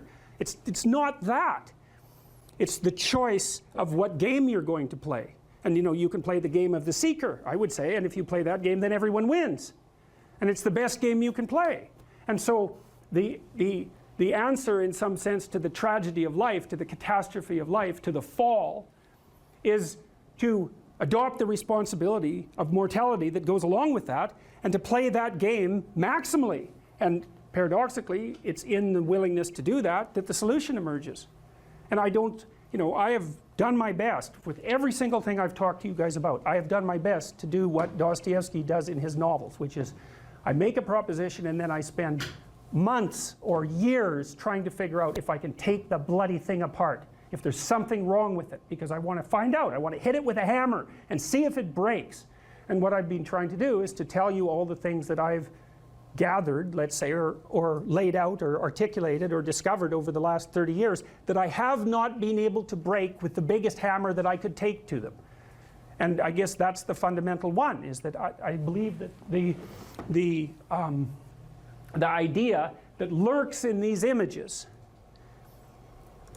derived from very different cultures, it's the same idea. Life is suffering. Right, indisputable. What do you do about that? You voluntarily accept it and then strive to overcome the suffering that's a consequence of that. And you do that for you, and you do that in a way that makes it better for other people. And then that works. And one question might be, well, how well does it work? And the answer is, the only way that you can find out is by trying it. That's it. That's the existential element of it. The proof is to be derived by the incarnation of the attitude in your own life. No one can tell you how it will work for you. It's the thing that your destiny is to discover that. And you have to make the decisions to begin with. It's like, because you can't do this without commitment. You have to commit to it first. That's the act of faith that Kierkegaard was so insistent upon. You have to say, I'm going to act as if being is good. I'm going to act as if truth is the pathway to enlightenment. I'm going to act as if I should pursue the deepest meaning possible in my life. And there's reasons to do none of those. They're real reasons. So it's really a decision. But you can't find out what the consequence of the decision is unless you make the decision. I think the same thing happens when you get married, by the way. So if you think you might leave, you're not married. And then you think, well, the marriage didn't succeed. It's like, well, maybe you were never married. Because the rule is, you don't get to leave. And there's a reason for that rule. Now, I'm not saying that there aren't situations where there should be exceptions made for that. That's not the point. The point is that there's some games you don't get to play unless you're all in. And the other thing that's so interesting about being alive is that you're all in. No matter what you do, you're all in. This is going to kill you. So I think you might as well play the most magnificent game you can while you're waiting. Because do you have anything better to do? Really? Why not pick the best thing possible that you could do? Why not do that? Maybe you could justify your wretched existence to yourself that way. I think you could. That's what it looks like. You know, people find such meaning in the responsibilities they adopt, it stops making them ask questions about what life is for. If you have a newborn child, for example, like, unless you're really in a bad way, psychotically depressed, or maybe your personality really needs some retooling, you stop thinking about anything but ensuring that that baby is doing well. And if someone comes along and asks you an existential question about your commitment to that, the right response is, why are you asking me such stupid questions when this is manifesting itself right in front of your eyes? Like, how blind can you be? That isn't a time for questions about the meaning of life. The answer is right in front of you. And if you can't see it, it's not because life has no meaning, it's because you're blind. I mean, that's what the image of the Virgin Mother and the child is all about. It's like, what's the answer to the meaning of life? Here's an answer. It's like, well, I'm going to criticize that. Well, go right ahead. You know, it's like what you're like a what do you call that? A termite gnawing on a temple. There's no utility in that sort of criticism. It's blindness. And it's the same thing with regards to the path of the hero. It's like it glistens in front of you and you can criticize it. It's like, fine. Put the cart before the horse and see how far you get. So I thought, to bring full closure to the class, I was trying to solve this terrible puzzle that confronted me and many other people.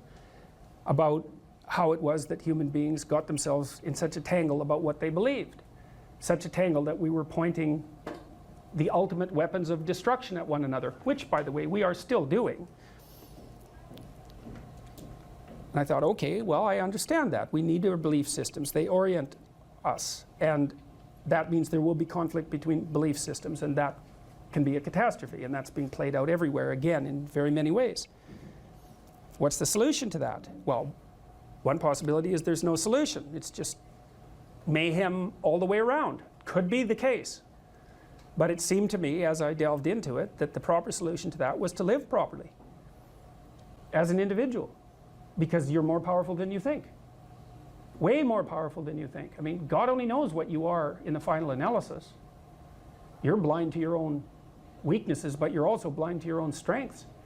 And so then I think, well, if you got your act together, it'd be better for you, and instantly it would be better for your family, assuming they wanted you to get your act together, and not everyone does, but, and then it would be better for the community. It's like, how far could you take that?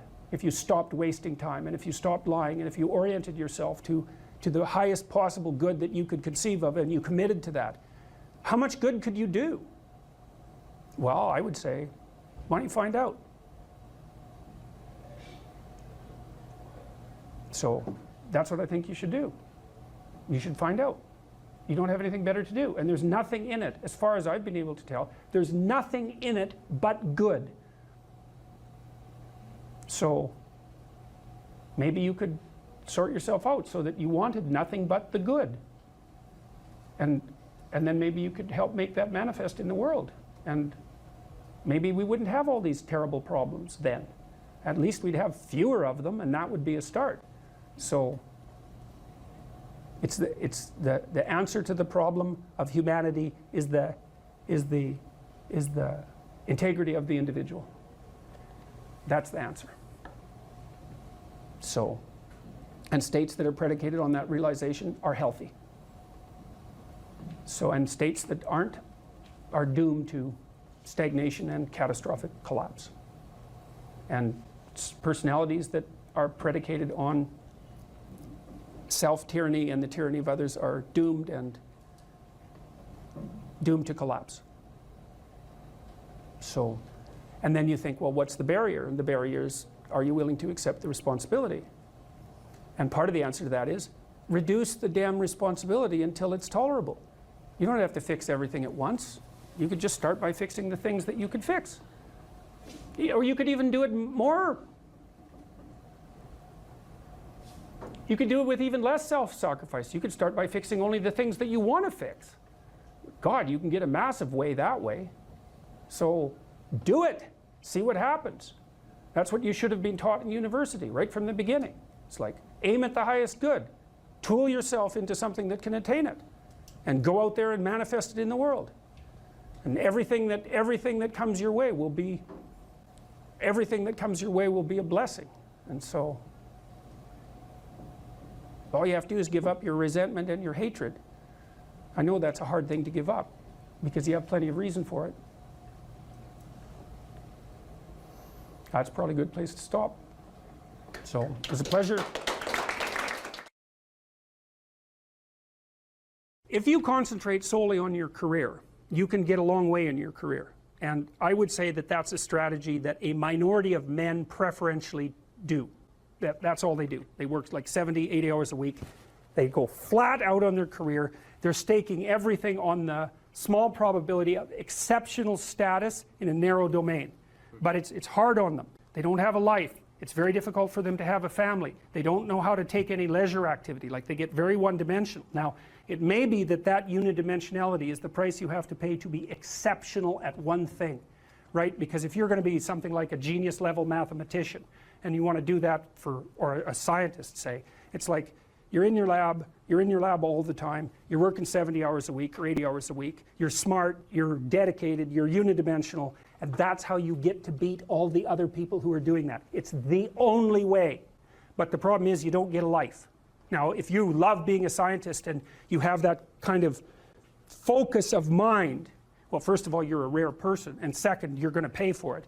But fine, more power to you. But it's It's a risky business to do that. You sacrifice a lot for it. You know, and I would say most often, if you're speaking about having a healthy life, that isn't what you do. You spread yourself out more. So, you know, you have a family, you have some things that you do outside of work that are meaningful to you and useful. You have a network of friends. Well, those 3 things alone, or 4 things alone, are plenty to keep you well oriented. And then if one of those things collapses, you know, everything doesn't go. Now, the price you pay for that is the more you strive to optimize that balance, the less likely you are to be fantastically successful at any single one of them. But you might have a very, you know, if you consider your life as a whole, that might be a winning strategy. One of the things Carl Jung said, I really liked this. He thought that men went after perfection and women went after wholeness. There's something different at the top of the value hierarchy. So perfection would be stake it all on one thing and look for radical success. Not that all men do that, because they don't, but we're talking about extremes, at least with regards to the men that do that. The wholeness idea is more like, well, it's like I want one thing in my life to be 150%, or I want 5 things in my life to be 80%. Well, there's a lot more richness in a life where you have 5 things operating at 80%, but you're not operating at any of them at 150%.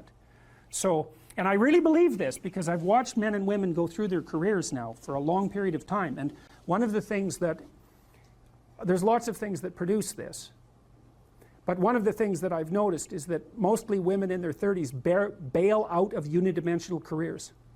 They won't do them. They won't put in the 80 hours a week that they would have to put in order to dominate that particular area. And it isn't, the reason that they won't do it is because they decide it's not worth it. And no wonder, because why would that be worth it? You have to ask yourself that. It's like, well, you want to be an outstanding scientist. It's like, okay, really, that's what you want, because that means that's what you do. Because you're competing with other people, you know, they're smart, they're hardworking, and if you want to be at the top, you have to be smarter and work harder than any of them. And working hard means working long hours. I mean, it also means working diligently, but in the final analysis, it's also an additive issue. If I'm smart and hardworking and I can crank out for 70 hours a week, and you do it for 30, it's like, in 2 years, I'm so far ahead of you, you will never, ever catch up. So, anyways. And I think partly, maybe part of the reason too that women are oriented that way more than men, I think there's 2 reasons. One is socioeconomic status does not make women more attractive on the mating market, but it does make men more attractive. And the second is women's time frame is compressed, right? Because guys can always say, well, I'll have kids later, and they can say that till they're like 80. Whereas women, it's like, no way, man, you got to get it together by the time you're, let's say 40, but really probably by 35, but definitely by 40, because otherwise it ain't happening. And that's bloody dreadful. One of the common routes to extreme unhappiness is to want children and not have them. I wouldn't recommend that. You know, you see couples who are in their 30s. 1 couple in 3 over the age of 30 has fertility problems. That's defined as inability to conceive after 1 year of trying. 1 in 3. So it's worth thinking about, because people are very, very unhappy if they want to have kids and then they can't. Man, you're in the medical mill for 10 years if that's what happens to you. We've got a hypothesis that we're still working out that's supported to some degree by the relevant literature. So imagine that you're looking for a stable partner, right? So you might think, well, what do you want in a stable partner? And at least in principle, one of the things you don't want is too much mismatch between you and that person on the 5 fundamental dimensions. So for example, if you're really extroverted and you have a really introverted partner, you're going to engage in continual conflict about how much social activity the 2 of you should subject yourself to. And it's very, very difficult for people who widely differ on those dimensions to come to consensus, because it's not just a matter of opinion, right? It's really a matter of different, if you're looking at extremes, of really different types of people. And the thing about introverts is they just don't enjoy large-scale social interaction that much. One-on-one they're often fine, but in a group they don't like that, and it tires them out. Whereas a real extrovert, it's like you isolate them and they just wither on the vine, because a huge part of what actually motivates them in a positive way is tangled up with social interaction. And so if you're an agreeable person and you have a particularly disagreeable partner, you're also going to run into problems, because the agreeable person will say whatever you want whenever, and the disagreeable person will say, well, I'd like to know what the hell you want for a change, and be much more harsh and much more demanding in the situation. And the agreeable person is going to find the disagreeable person harsh and unpleasant, and the disagreeable person is going to find the agreeable person wishy-washy and unable to stand up for themselves. And again, that's actually one of the primary sources of tension between men and women, because women tend to be higher in agreeableness than men. It's about half a standard deviation, which is quite a large difference by psychological standards. And so what that means, I probably haven't got the statistic quite right. If you have a group of men and women and you pick out random pairs, the woman is going to be more agreeable than the man 60% of the time. So that's not an overwhelming proportion, but it's reliable, and it's quite large by psychological standards. So there's the problem with agreeableness. With conscientiousness, well, if you're conscientious, you're industrious and orderly. And orderly people seem to be sensitive to disgust, which is something we'll talk about in detail later.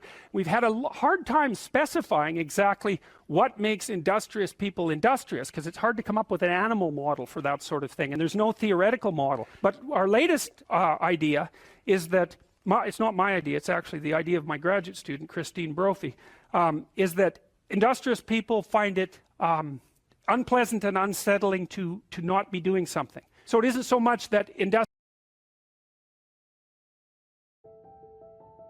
What emotion do you feel when you're going to approach someone you're very attracted to, and there's an extremely high probability that she's going to tell you to disappear? Right, exactly, absolutely, because it's a real judgment, right? We're going to see a movie called Crumb where you'll see this in great detail. But it's a real judgment. It's like the best judgment is, well, I don't mind your physical presence, but your genes should definitely not survive another generation. Right, and that's sort of generally translated into, I think we should just be friends. Right, you know, and you can blow that off, and people do, and you have to, because it's part of being polite and civilized. But, you know, let's make no mistake about it. There is no more fundamental judgment than that. So, paralysis. And there's no shortage of men, I mean, who are absolutely terrified of women. I mean, I've had many of them in my practice. You know, I had one guy, he was so terrified of women he couldn't even talk to them on the phone. It's more common than you think.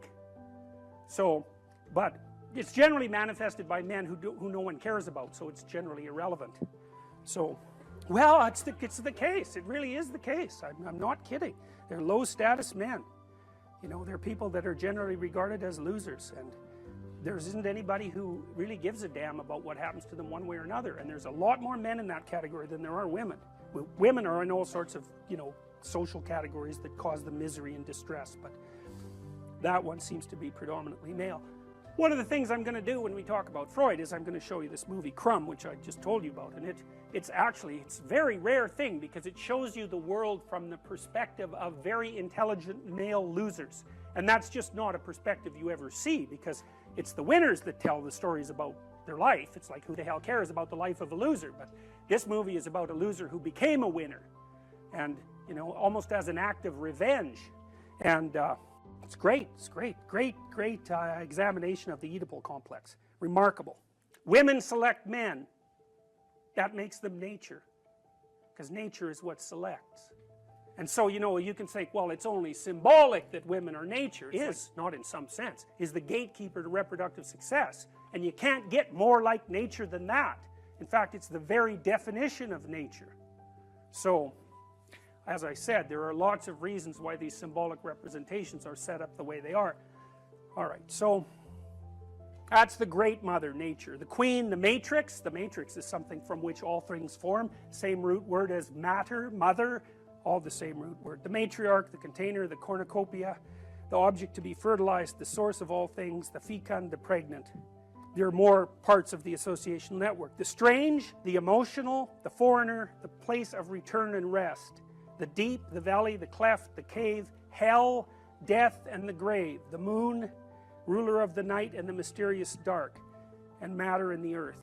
So those aren't necessarily associated with femininity, but they're typically associated with femininity from a symbolic perspective. You know, so like generally, like a witch in a movie doesn't come riding out of the full bright sun at noon, right? That just doesn't happen because it doesn't make sense. It's a dark thing. And so if you saw that occurring in the light in a movie, you'd think, you know, what the hell's going on here? That doesn't make sense. And the reason it doesn't make sense is because it violates the complex, the symbolic complex. So those are female denizens of the underworld and hell. Very pleasant creatures. It's like Medusa with the head of snakes, you know. And if you ask, you know, why would a woman have a head of snakes in reference to a man? And that's really simple. I bet there are men here who know the answer to that. I don't know what you guys think about this, but I was pretty happy when I thought this up, and it took me a long time. So, if you think about the world in Darwinian terms, right, it's a struggle for survival and reproduction, which are basically the same thing. Survival is you, but reproduction is the survival of your genes. So it's a survival issue over very long spans of time. Okay, what do we call the selection mechanism? Right, natural selection, right? It's nature who does the selection. Okay, so let me tell you something that makes female humans different than female chimps. I mean, there's lots of things that do, but but here's an important one. If you look at which male in a chimp troop fathers most of the offspring, it's the dominant male. But the reason for that isn't because the female chimps sort of flock around the dominant male. Now that happens in other species, but it doesn't happen with chimps. What happens is the dominant male chases all the subordinate males away and will interfere with any sexual behavior they manifest. He'll chase them away. The females, though, are perfectly happy to mate with a subordinate male if they're in heat and they get the opportunity. So they go into heat, which is something that doesn't happen with female humans, and they really don't care who they mate with. Okay, female humans are much different than that. They're picky.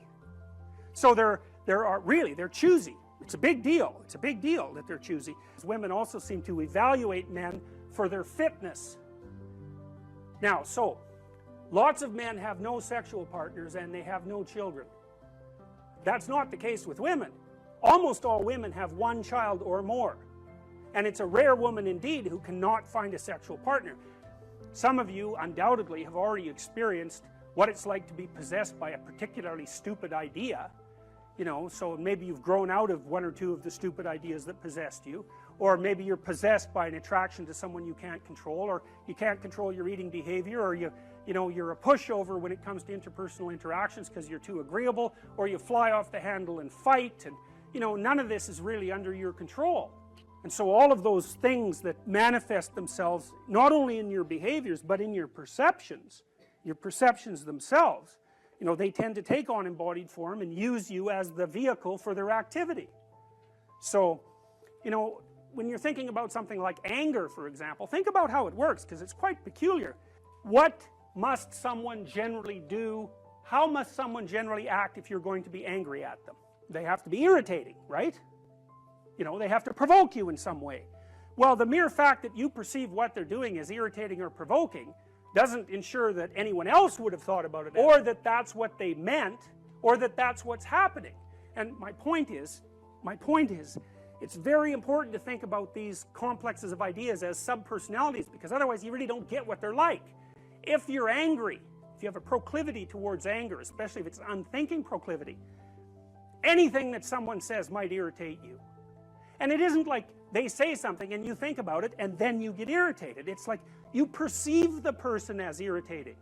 You know, maybe it's just the way they hold their mouth or something. It can be very, very subtle.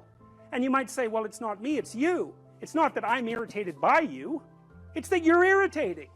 And that, you know, that's a very difficult thing to settle, because the reality is somewhere between the subjective and the objective, right? A lot of arguments that you'll have with people throughout your life are about exactly that. Are you irritating or am I oversensitive? It's like, well, you know, we're going to hash that out for a good long time before we figure it out. But the point is that if you're possessed by an emotional state or a motivational state or an idea or some kind of complex, you'll see the world through its eyes. And then the facts reveal themselves to you through the lens of that particular set of ideas. So it's a very frightening idea, because, you know, we like to think of ourselves as masters of our own house, which is completely clueless, because it's obvious if you watch yourself for like a month that you hardly ever do what you tell yourself to do, and you're liable to do all sorts of other things that you don't even want to do. you know, because you say, well, I'm going to go to the gym 3 times a week, and I'm not going to drink, you know, and maybe there's this person I'm not going to associate with, and then, you know, you don't go to the gym, and you find that person and you go out and drink with them, and you think, what the hell's going on, you know, but you're not the sort of person that will do what you say. And so, like, what sort of person are you? Well, that's a psychoanalytic question. It's a deep one, because you're a peculiar thing, and there's parts of you that are really, really, really old, and you know, the sort of naive you, the naive young you that you think of yourself as is like a little piece of flotsam in an ocean of complexity, and the ocean of complexity is you. And part of diving down into the depths is to start to understand what it means to be human, and like whatever that means, it's the one thing you can say about it for sure is that it's bloody peculiar.